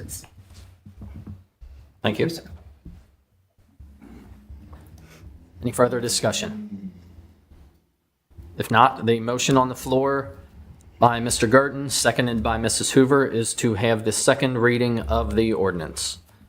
Call the roll, please. Mrs. Franzen? Yes. Mrs. Hoover? Yes. Mrs. Bowling? Yes. Mrs. Winterbauer? Yes. Mr. Gerton? Yes. Mr. Braden? No. With a vote of 5 yes and 1 no, the motion carries. Please have the second reading of the ordinance.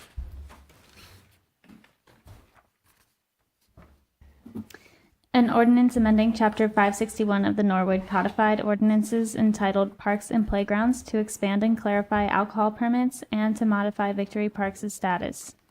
Thank you. Moving on to the next ordinance for second readings is an ordinance amending Section 505.15 of the Norwood Codified Ordinances entitled Prohibited Animals to modify the rules regarding keeping chickens. Mrs. Franzen. I move we have the second reading.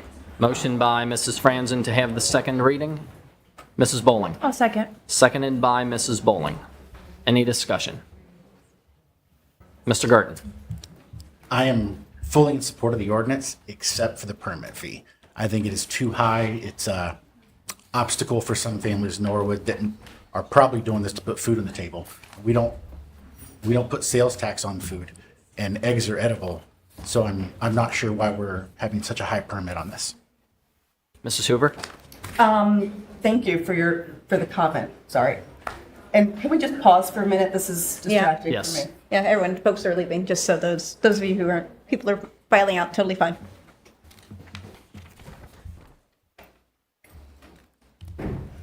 Thank you, sir. I think I'm going to be next with the hearing. Let me know where you got those. You don't want that. No. Passing on TV. Oh, goodness. I appreciate your comment. I wish we had been able to have that conversation in the committee. Since our last meeting, I did a lot of research on it. And I sent an email to Mr. Moore with a question. I don't think you're wrong. Sorry, I'm not talking to you. We're all learning. I would say a couple things. One, the permit is not to tax the eggs, but merely a way for the city to offset the costs that we have to put out for the inspection. And at 150, we are about breaking even. We are still not making money. I did a little looking into if there, and some folks are doing it as a way to supplement, well, everyone's doing it to supplement food. Some are doing it because it's fun and it's a hobby and they like their kids part of it. Some are doing it out of a necessity. Some are doing it because they like cleaner living and it's really good for getting rid of scraps. So there's lots of reasons why people choose to do chickens. I was trying to, I came up with a couple thoughts of the way to mitigate the fee, and I don't like any of them. One was if someone, for example, an idea was if a family had a family member with food stamps, that maybe we gave a reduced fee. And that would just be a matter of you come in with your food stamp card and they make a copy of it. And one idea that someone had was that instead of paying $150 up front, you just pay $10 a year for however many years. But who's going to provide the oversight to that? That just seems very complicated. I'm open to suggestions. I can say 150 is actually lower than a lot of other communities that do the one-time fee. So that's kind of where I left it. I don't have a great answer, but those are some other things that I found. Thank you. Thank you. Mr. Braden. Thank you, Mr. President. So through the president to Mr. Gerton, I believe I can talk through Mr. Gerton as long as it's through the president. Wow, great job. I'm standing with you on this. Absolutely. Thank you for bringing that up. I stand with you, sir. Thank you. Mrs. Bowling. So in the initial committee meeting where we were discussing the chickens, I also addressed the price and had concerns with that, just regarding the what I feel is a steep difference in the previous price versus what we're changing it to. It was addressed in the committee meeting that we were taking a loss every time we were doing these inspections. And so while the city by no means wants to use this as a way to make money, we certainly don't want to lose money on those inspections either. And that this 150 price point is our roughly break even point. I also did a little bit of digging. I joined a chicken group. I did leave the chicken group after I learned it is not for me. But a joke that I repeatedly saw, and I think it's a joke that is founded in very seriousness, is that no one has chickens to save money. Apparently it is a very pricey hobby. The upkeep and maintenance of chickens is not inexpensive. So while I also agree that $150 feels like a steep permit fee to me, at the end of the day, between us not taking a loss on those inspections and the city's time and resources, and the initial startup cost for chickens, if you are building a coop to code and maintaining their living, it is not as exorbitant as it sounds, I think, to someone who does not have chickens. Thank you. Mrs. Franzen. I would also say that, like, in larger livestock organizations, they have to pay a fee for their inspection of their facilities as well. This is like that on a much smaller scale. So it's not a direct fee on the eggs so much as an acknowledgement of the inspector's time and the city's resources that they put in. But I respect that $150 is kind of steep. Thank you. Mr. Gordon. I hear the conversation that this is for our purposes or not, but none of that matters to the person trying to put eggs in their family's table. So that's just not relevant to me.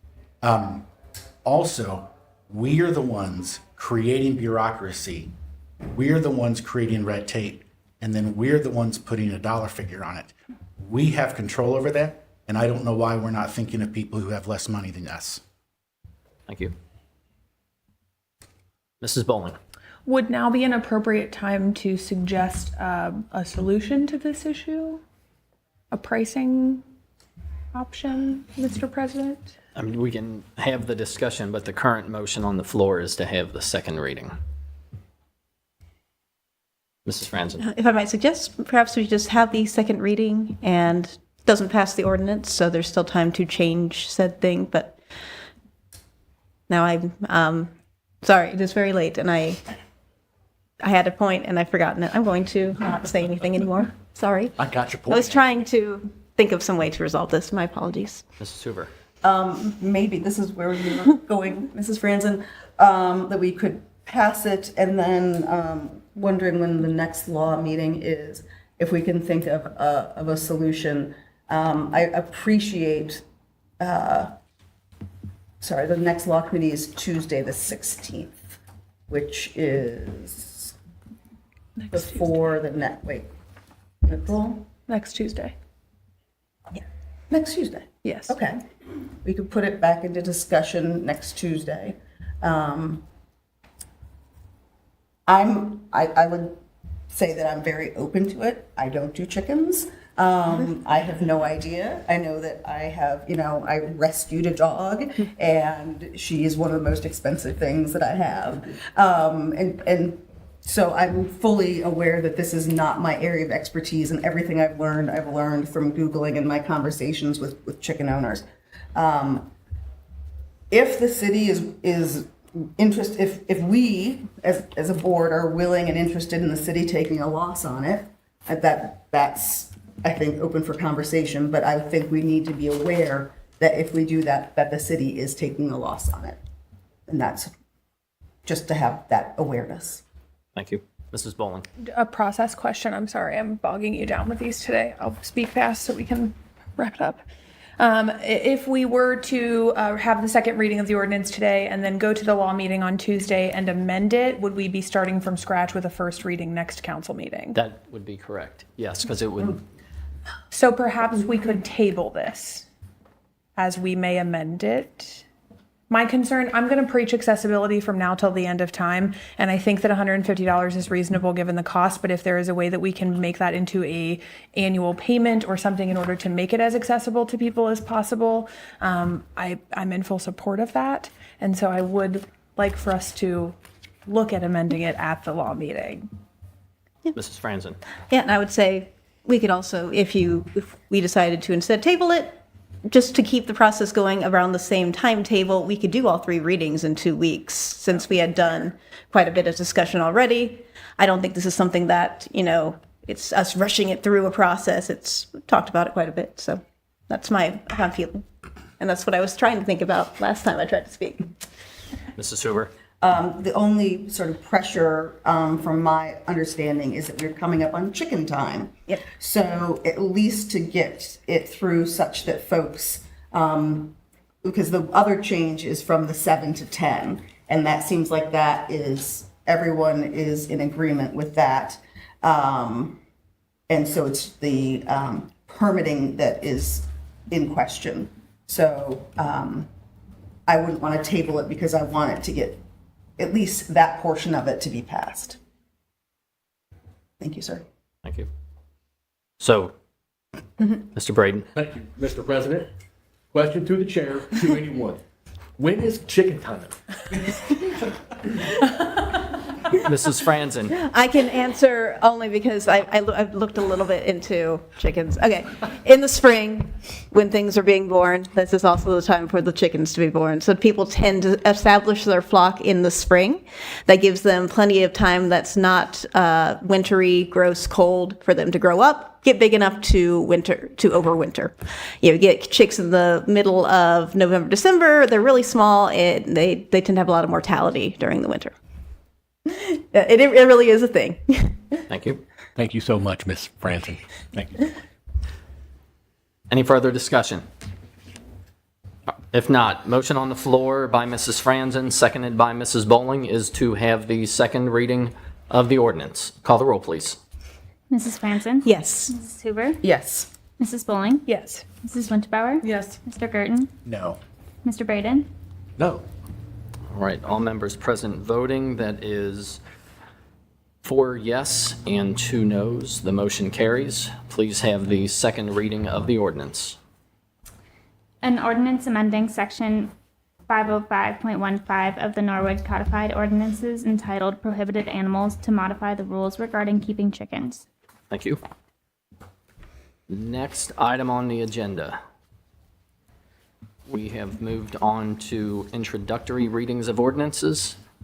First is an ordinance to change appropriations for the year 2024 and declaring an emergency. What's your pleasure? Mrs. Winterbauer. I move we suspend the rules and have all 3 readings. Motion by Mrs. Winterbauer to suspend the rules and have all 3 readings of the ordinances. Of the ordinance. Mr. Braden. I'll second. Seconded by Mr. Braden. Any discussion? Call the roll, please. Mrs. Franzen? Yes. Mrs. Hoover? Yes. Mrs. Bowling? Yes. Mrs. Winterbauer? Yes. Mr. Gerton? Yes. Mr. Braden? Yes, ma'am.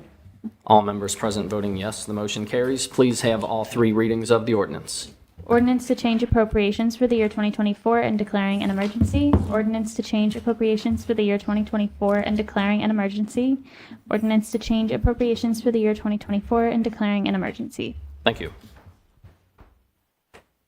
Is there a motion to pass the ordinance? Mrs. Winterbauer. I move to pass the ordinance. Motion by Mrs. Winterbauer to pass the ordinance. Is there a second? Mr. Braden. Second. Seconded by Mr. Braden. Any discussion? Call the roll, please. Mrs. Franzen? Yes. Mrs. Hoover? Yes. Mrs. Bowling? Yes. Mrs. Winterbauer? Yes. Mr. Gerton? Yes. Mr. Braden? Yes, ma'am. All members present voting yes, the motion carries. Next item is an ordinance amending ordinance number 22-2023 to adjust the compensation of the Human Resources Director position and declaring an emergency. Mrs. Bowling. I move we suspend the rules and have all 3 readings. Motion by Mrs. Bowling to suspend the rules and have all 3 readings of the ordinance. Mrs. Hoover. I'll second. Seconded by Mrs. Hoover. Any discussion? Call the roll, please. Mrs. Franzen? Yes. Mrs. Hoover? Yes. Mrs. Bowling?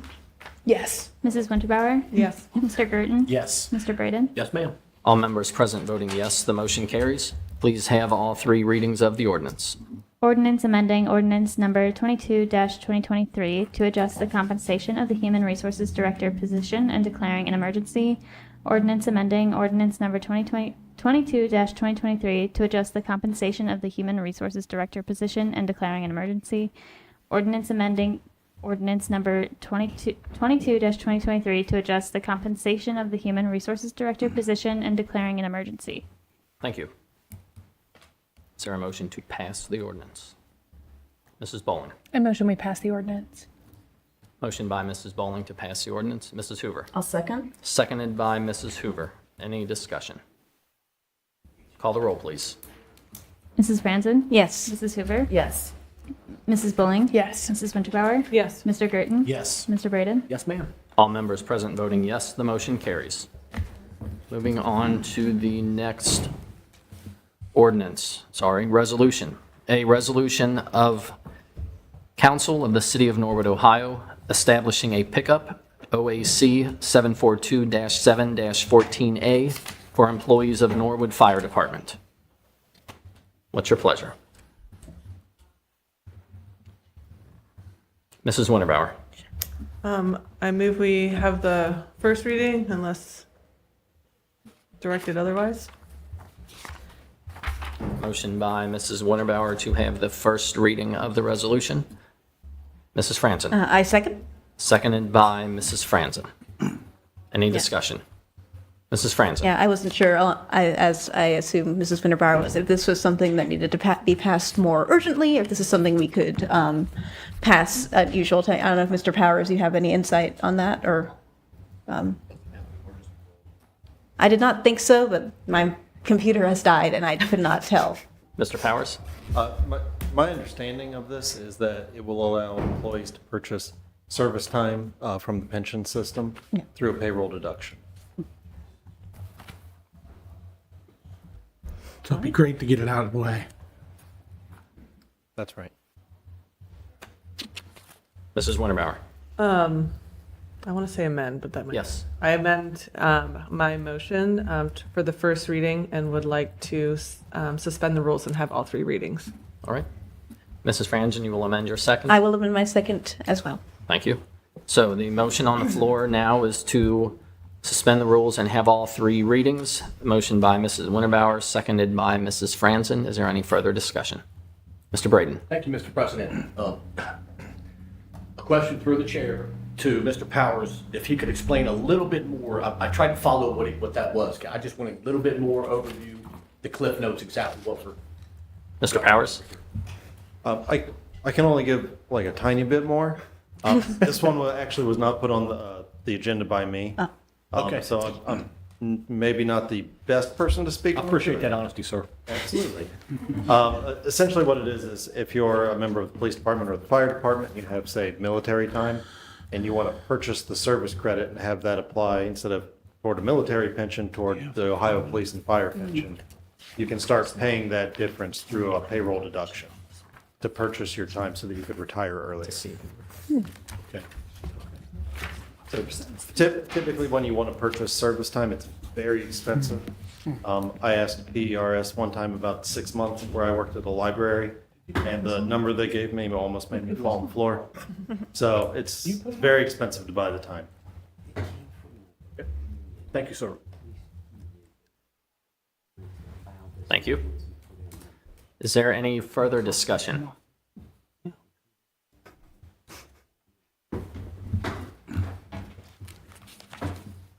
Any further discussion? If not, the motion on the floor is to suspend the rules and have all three readings. That was a motion by Mrs. Winterbauer, seconded by Mrs. Franzen. Call the roll, please. Mrs. Franzen? Yes. Mrs. Hoover? Yes. Mrs. Bowling? Yes. Mrs. Winterbauer? Yes. Mr. Gerton? Yes. Mr. Braden? Yes, ma'am. All members present voting yes, the motion carries. Please have the three readings of the resolution. A resolution of Council of the City of Norwood, Ohio, establishing pickup OAC 742-7-14A for employees of Norwood Fire Department. A resolution of Council of the City of Norwood, Ohio, establishing pickup OAC 742-7-14A for employees of Norwood Fire Department. A resolution of Council of the City of Norwood, Ohio, establishing pickup OAC 742-7-14A for employees of Norwood Fire Department. Thank you. Is there Mr. Braden? Thank you, Mr. President. Motion to pass the resolution. Motion by Mr. Braden to pass the resolution. Is there a second? Mrs. Hoover. I'll second. Seconded by Mrs. Hoover. Any discussion? If not, call the roll, please. Mrs. Franson? Yes. Mrs. Hoover? Yes. Mrs. Bowling? Yes. Mrs. Winterbauer? Yes. Mr. Gerton? Yes. Mr. Braden? Yes, ma'am. All members present voting yes, the motion carries. Next item is a resolution of Council of the City of Norwood, Ohio, establishing pickup OAC 742-7-14A Police Division. What's your pleasure? Mr. Braden. Well, thank you, Mr. President. I would like to make a motion that we suspend the rules and have all 3 readings and declare an emergency. Motion. Suspend Don't pick the. on me, man. Don't pick on me. Theatrical. I was trying to be. Motion by Mr. Braden to suspend the rules and have all 3 readings of the resolution. Mrs. Franzen. I second. Seconded by Mrs. Franzen. Any discussion? All right. If no discussion, call the roll, please. Mrs. Franson? Yes. Mrs. Hoover? Yes. Mrs. Bowling? Yes. Mrs. Winterbauer? Yes. Mr. Gerton? Yes. Mr. Braden? Yes, ma'am. All members present voting yes, the motion carries. Please have all 3 readings of the resolution. A resolution of Council of the City of Norwood, Ohio, establishing pickup OAC 742-7-14A Police Division. A resolution of Council of the City of Norwood, Ohio, establishing pickup OAC 742-7-14A Police Division. A resolution of Council of the City of Norwood, Ohio, establishing pickup OAC 742-7-14A Police Division. Thank you. Is there a motion to pass the resolution? Mr. Braden. Thank you, Mr. President. Motion to pass the resolution. Mrs. Bowling. I'll second. Seconded by Mrs. Bowling. Any discussion? Motion on the floor is to pass the resolution. Motion by Mr. Braden, seconded by Mrs. Bowling. Call the roll, please. Mrs. Franson? Yes. Mrs. Hoover? Yes. Mrs. Bowling? Yes. Mrs. Winterbauer? Yes. Mr. Gerton? Yes. Mr. Braden? Yes, ma'am. All members present voting yes, the motion carries. The next item, that is the ordinance that we originally had under the second readings. And this is an ordinance amending Chapter 723 of the Norwood Codified Ordinances entitled Home Sales and renaming Chapter 723 as Yard Sales as amended and declaring an emergency. Mrs. Bowling. I move that we suspend the rules and have all 3 readings. Motion by Mrs. Bowling to suspend the rules and have all 3 readings of the ordinance. Mrs. Hoover. I'll second. Seconded by Mrs. Hoover. Any discussion? Mrs. Bowling. I just want to clarify that we are, in reasoning behind suspending the rules and having all 3 readings is so that we can pass this in time for the citywide yard sale. Correct. Which is coming in May. Yes. Thank you. And with this, the difference here is that this ordinance has the emergency in there so that it will go in effect immediately as opposed to the 30 days. Any further discussion? Motion on the floor by Mrs. Bowling, seconded by Mrs. Hoover, is to suspend the rules and have all 3 readings of the ordinance. Call the roll, please.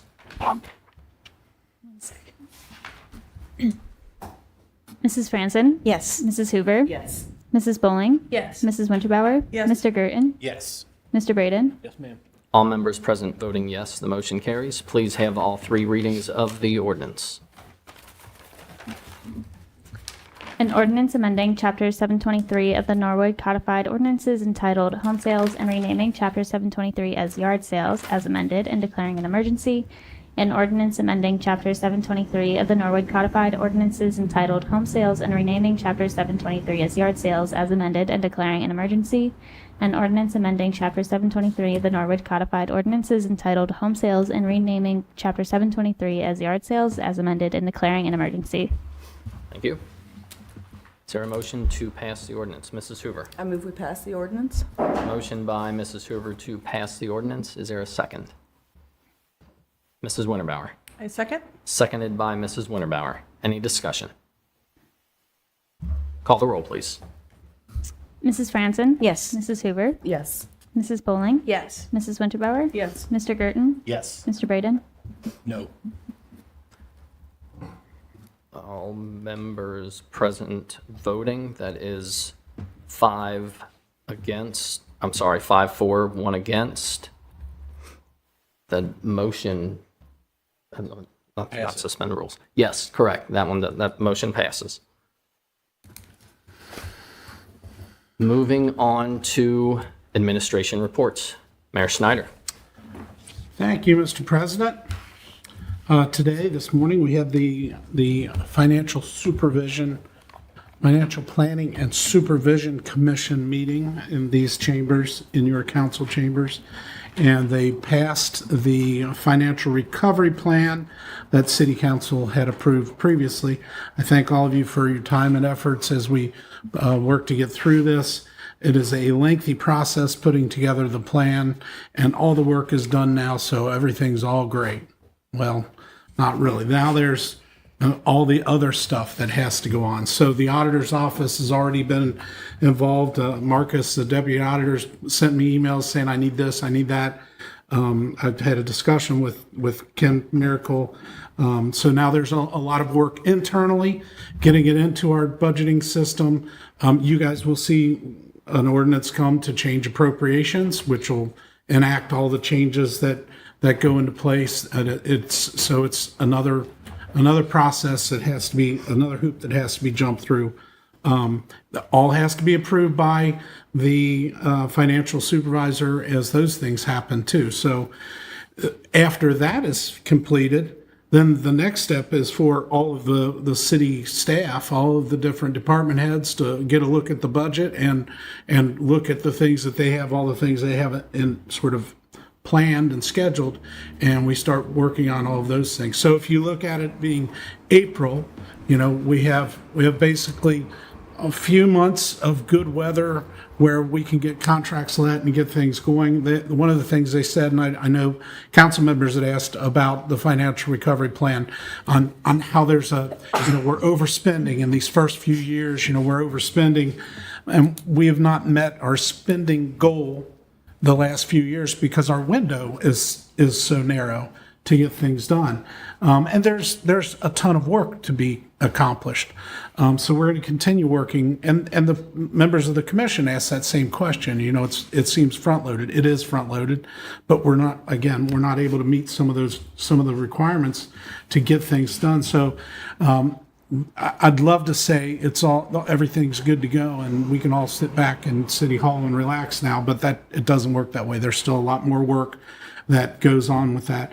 A couple of different things that city council members had brought up, and that's long-term planning. And what are our long-term plans? And do we have what's the formula going forward that will keep us from hitting those peaks and valleys and keep us financially solvent and able to do those projects, like maybe doing a splash pad or maybe doing some of those things that make our community just really top notch, what we all want it to be. I mean, first class, we want it to be the best, for our community to be the best.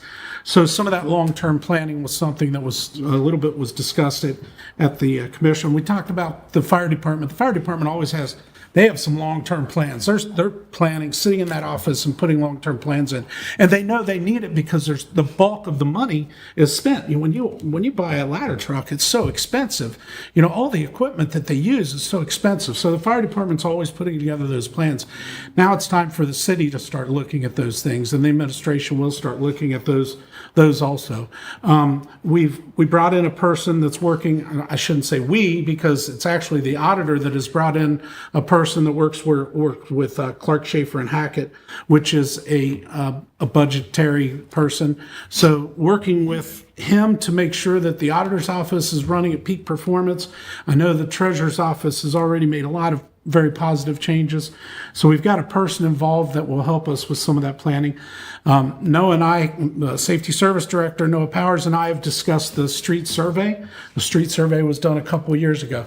The street survey that we did was enough to get us by and say, this is what we need to do. Now we need to put together a comprehensive street maintenance plan. And when I say a comprehensive street maintenance plan, I'm talking about bringing in an engineering firm. I know there's other communities that use CT consultants. So CT Consultants is one of the companies that's an organization of engineers that can come in and give us a plan that will tell us what we should be spending 20 years, what we should be spending 10 years, how much money we should be putting away, and how we should be doing it in 5 years. And it's something even Clint Zimmerman with the Superintendent of Public Works has talked about the methodology.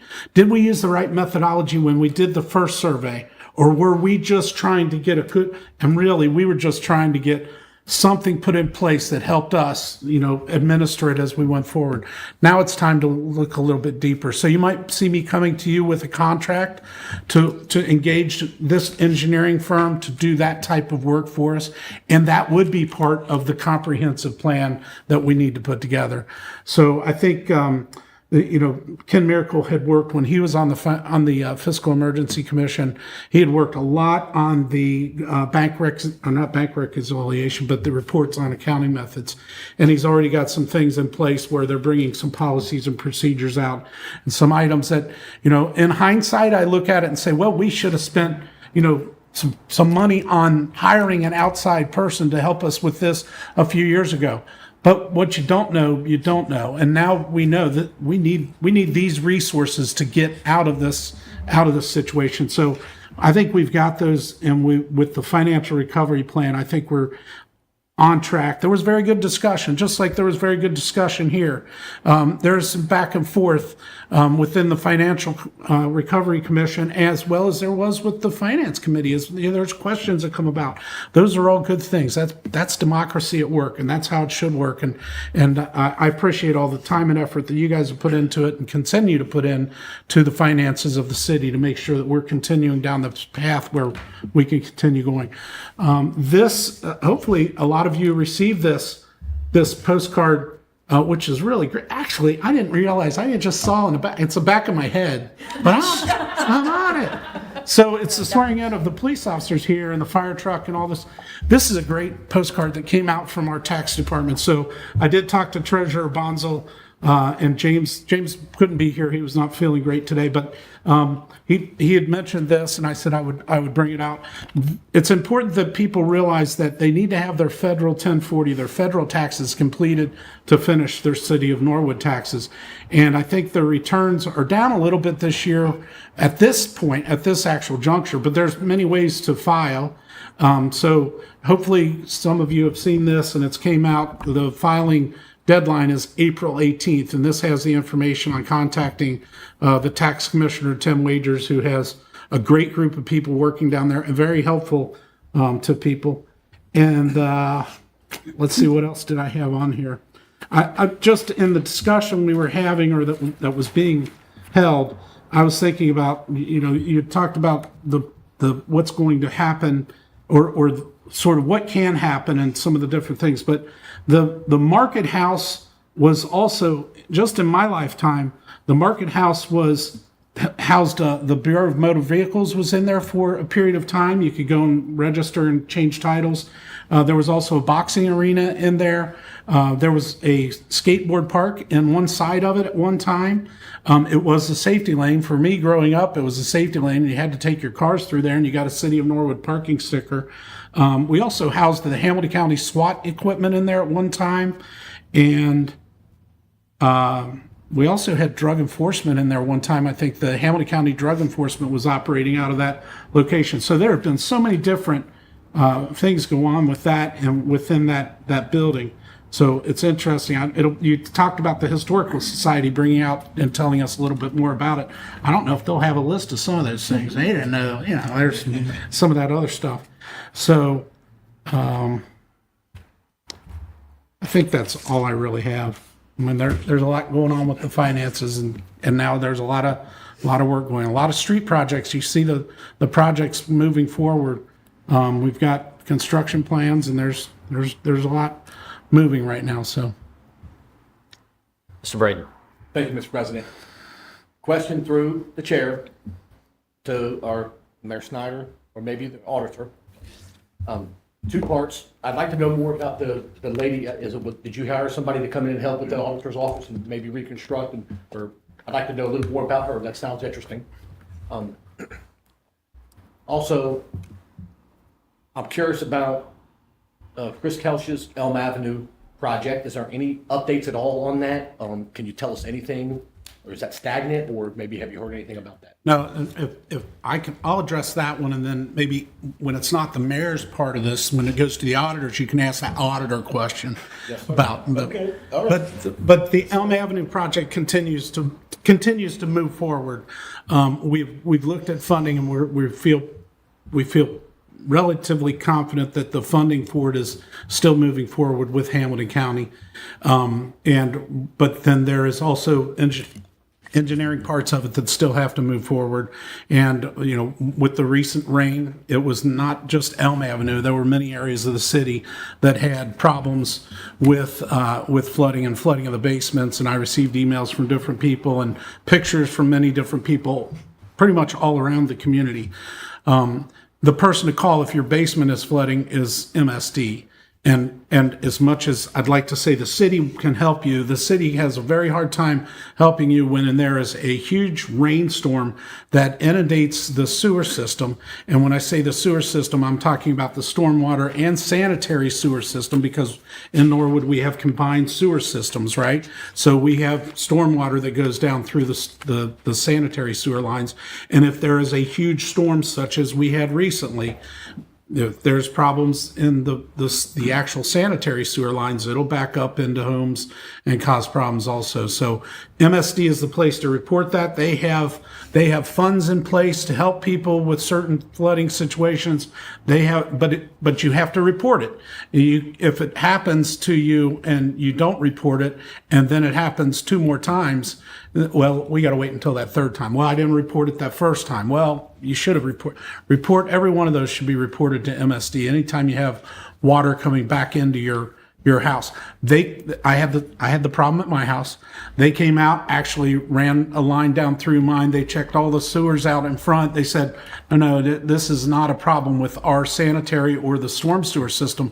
This is a problem with what's considered the lateral line, which runs from my house out to the main line. And there was a problem with it, and we had to have it repaired. But it was within my system, and they quickly told me what it was, and I could have a professional plumber come out and make the repairs. They have all that troubleshooting equipment. So in those situations, now Elm Avenue is a different story. That's been a 50-year detention basin that's in the middle of the street that needs to be moved, and we need to continue working on that path. And I'm sure Mr. Kelch will be happy to hear that you asked that question, because it is something that's on, it's never was put on the back burner, but it is something that becomes more and more relevant every time to us. I know it's getting late, but I have a response, please, Mr. President. All right. Thank you. So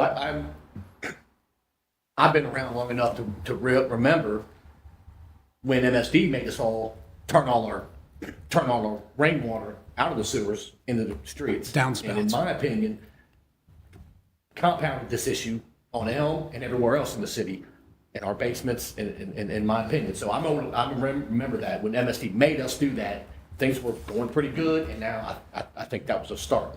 Also, I just wanted to share with this group real quick. I know it's getting late, but my great grandmother, Florine Dowdy, was appointed by Mayor Shea, Democrat Mayor Shea. She ran that safety lane for years and years and years. As a child, I used to play in there while she ran it, work on cars and stuff. So I just wanted to share that with the group. That's all. Thank you. Appreciate it. Thank you. Was that for the Historical Society? I'm If you go kidding. to the Historical Society, I guarantee that you'll find some pictures of my great-grandmother, Florine Dowdy, at the desk, at the safety lane. Guarantee it.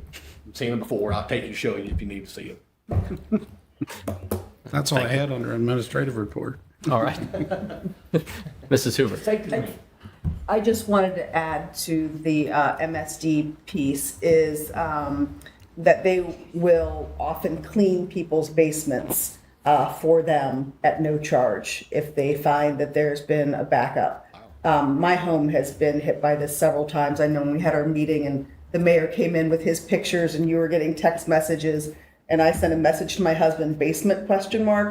And when I got home, he was soaked through. He had been out in the street getting the muck out of the sewer, and our basement was flooded yet again. So my next door neighbor, she also had some flooding. MSD came, and they came the next day and cleaned everything out. I did reach out to Mr. Powers and was surprised that they had received very few, I think only 3, and I can check my notes, calls from residents regarding issues.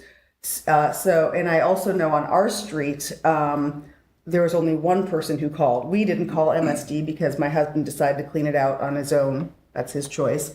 Our neighbor cleaned it out, or had it cleaned out, but no one else on our street called. So I think one of the issues is that people aren't reaching out to the right places at the right time, that you do need to reach out to MSD.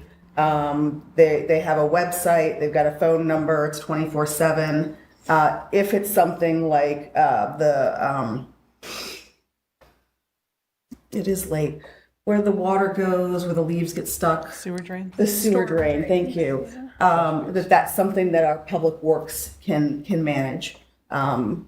So I would encourage residents to make appropriate calls to our city when it's a city issue, or MSD if it's a sewer issue. Thank you. Thank you. Any other questions for the mayor? All right. Mr. Miracle. Thank you, Mr. President. As you may or may not remember, on March the 26th, 27th, and 28th, I attended the local government officials conference in Columbus. This conference was presented by the Auditor of State. And just to give you a quick read down here of the classes that I took, it was Fund Accounting, Ohio Budgetary Law, How to Analyze Monthly and Annual Financial Reports, Ethics Part 1 and 2, Ohio Budgetary Law Part 1 and 2, What Revenues, What Expenses, How to Be a Better Manager, Requirements of a Fiscal Officer, Forecasting and Capital Plans. That was 2 parts, and then Audit Prep. But the next to last class, the Forecasting and Capital Plans, that was probably my favorite of the conference. That was taught by Mr. Chris McCoy, who is with the Auditor of State. And I met with Mr. McCoy and Anna Mary Thomas after the FRP meeting this morning for about an hour. And there are several things that I would like to report out to the Finance Committee on the 23rd when we meet. There's a couple of procedures that I would like to implement with the Finance Committee so we can go over these on a monthly basis. So that was a great conference, and that's something I'll probably be attending every year. Typically it's 2 days, but this year they added a 3-day. The first day was for new officials, so I attended that as well. And then also, as we're moving forward here, the report on accounting methods I talk about all the time. We have 34 items there that we are trying to remedy, and part of that is policies and procedures. So, I have a sense of urgency to get this done, and what we had done was bring in Michelle Grice with Clark, Schaefer, and Hackett. She has over 25 years experience with several different municipalities around the area. And what we are concentrating on is specifically, Mr. Brayton, your question, which you served it up for me, thank you very much, is the policies and procedures. And this afternoon, I had a meeting with Michelle, and what we're going to do, I have 4 policies and procedures that we have completed, so it's a rough draft. So I emailed those to Mr. McCoy and Mrs. Thomas today. So we're going to start that, going back and forth here. and working on that rough draft. And then once we have approval from them, then I'm going to be bringing that to council, well, to finance committee, and then you'll report out, and then obviously we're going to vote on those, and then we need to implement those. So I think the most important part is to get these policies and procedures done, because I think we had talked maybe in finance committee, I was talking about the purchasing policy, which we have submitted. I think that was like 6 report on accounting methods was just for that policy. And then I think we have another, I think budgetary, it covers 3. So we can take out big chunks of this report on accounting method by knocking these policies and procedures out. And what we want to do is put these in place so in the future, this is the what we want to adhere to. So when we do get out of the fiscal emergency, which my goal is 2024, and I talked to them about that specifically today. And part of that is when we get these things done, they have to come in and do the testing.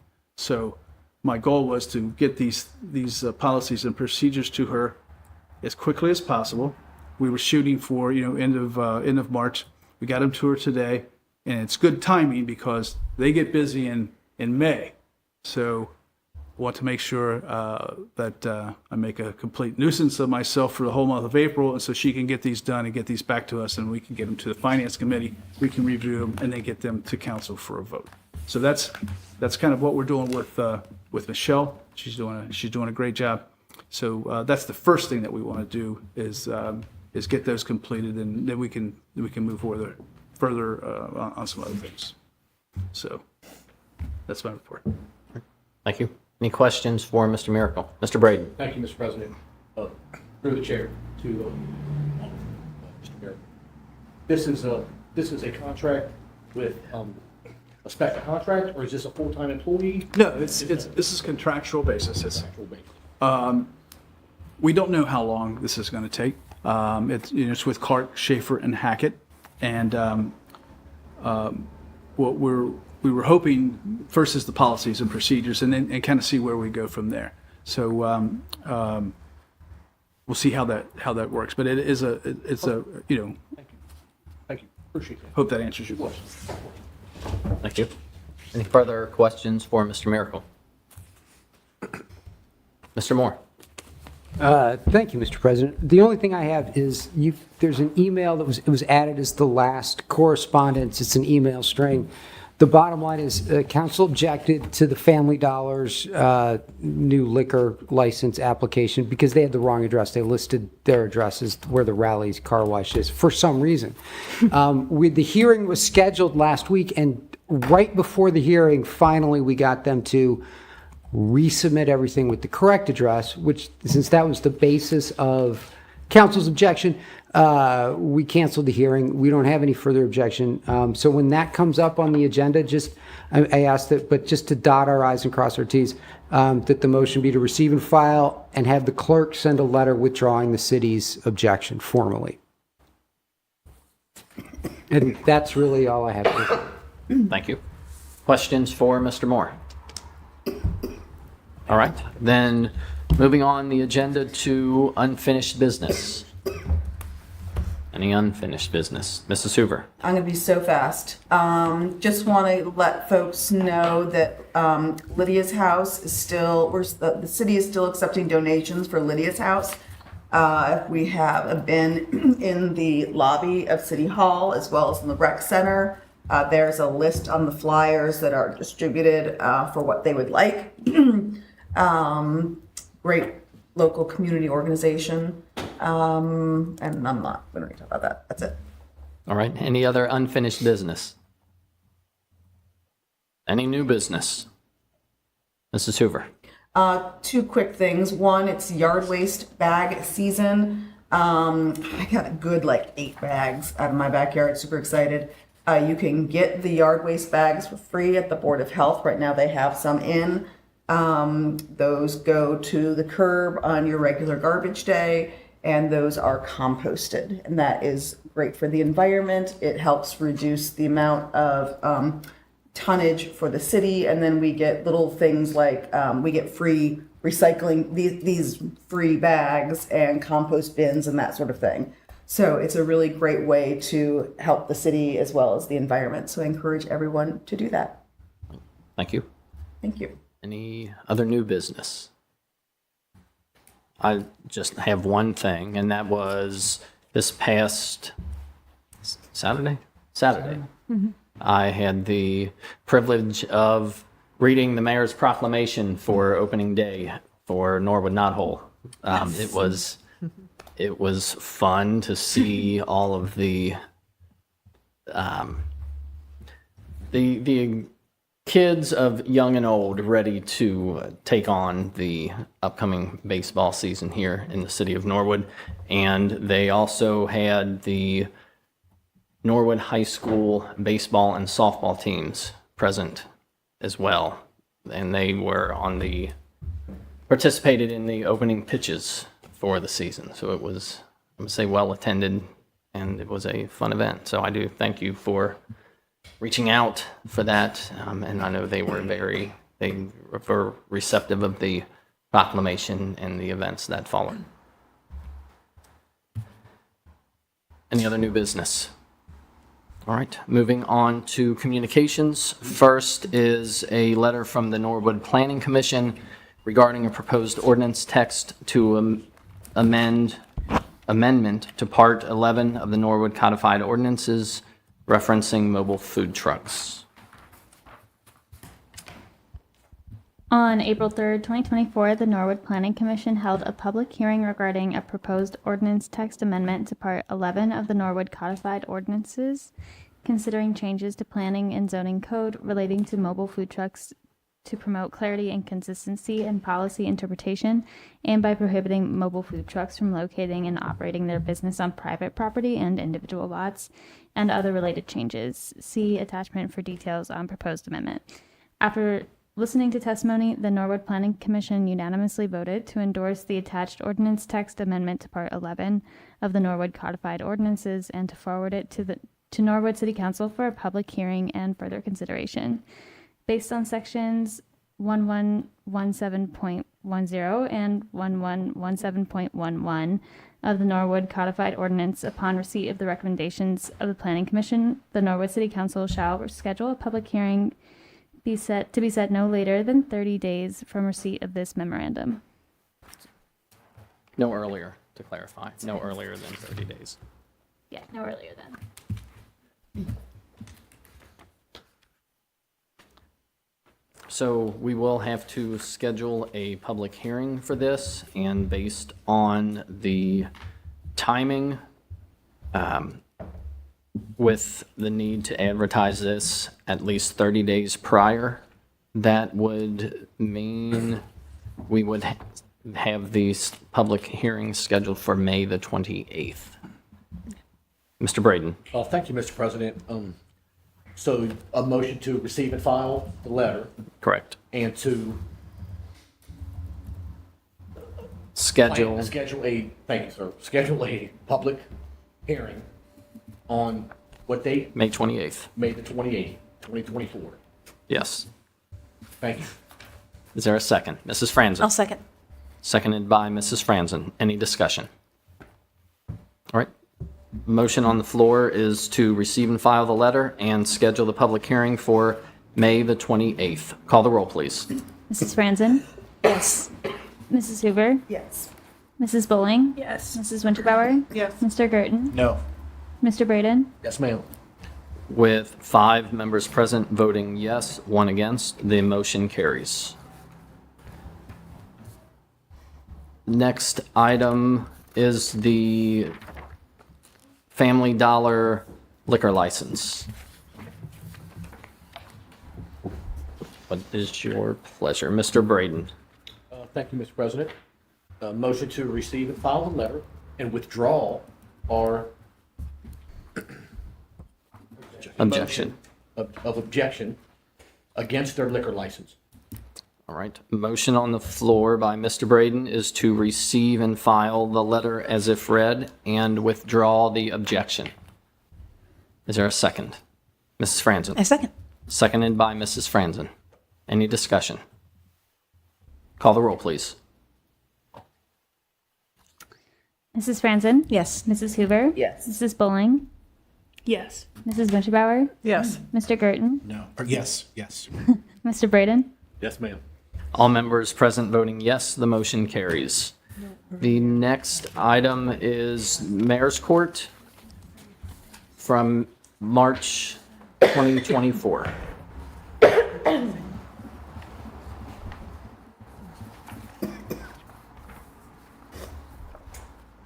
Yes, so the amendments to the agenda.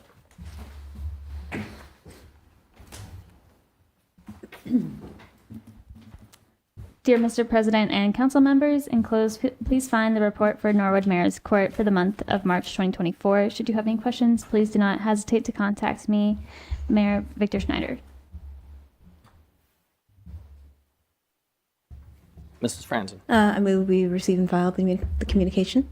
motion to receive and file the letter. Is there a second? Mrs. Bowling. I'll second. Seconded by Mrs. Bowling. Any discussion? Call the roll, please. Mrs. Franzen? Yes. Mrs. Hoover? Yes. Mrs. Bowling? Yes. Mrs. Winterbauer? Yes. Mr. Gerton? Yes. Mr. Braden? Yes, ma'am. All members present voting yes, the motion carries. We do have one absent member. Mrs. Bowling. I move we excuse Mrs. Royce, Miss Royce. Motion by Mrs. Bowling to excuse the absent member. Mrs. Winterbauer. I second. Seconded by Mrs. Winterbauer. Any discussion? She's on vacation. It's a planned vacation that we all knew about. Thank you. Any further discussion? Call the roll, please. Mrs. Franzen? Yes. Mrs. Hoover? Yes. Mrs. Bowling? Yes. Mrs. Winterbauer? Yes. Mr. Gerton? Yes. Mr. Braden? Yes, ma'am. All members present voting yes, the motion carries. Mr. Braden. Thank you, Mr. President. In a very non-theatrical type of way, I'd like to make a motion to adjourn, please. Motion by Mr. Braden to adjourn. Is there a second? Mr. Gerton. Can we all second? Call the roll, please. Mrs. Franzen? Yes. Mrs. Hoover? Yes. Mrs. Bowling? Yes. Mrs. Winterbauer? Yes. Mr. Gerton? Yes. Mr. Braden? Yes, ma'am. All members present voting yes, this meeting is hereby adjourned. I snorted.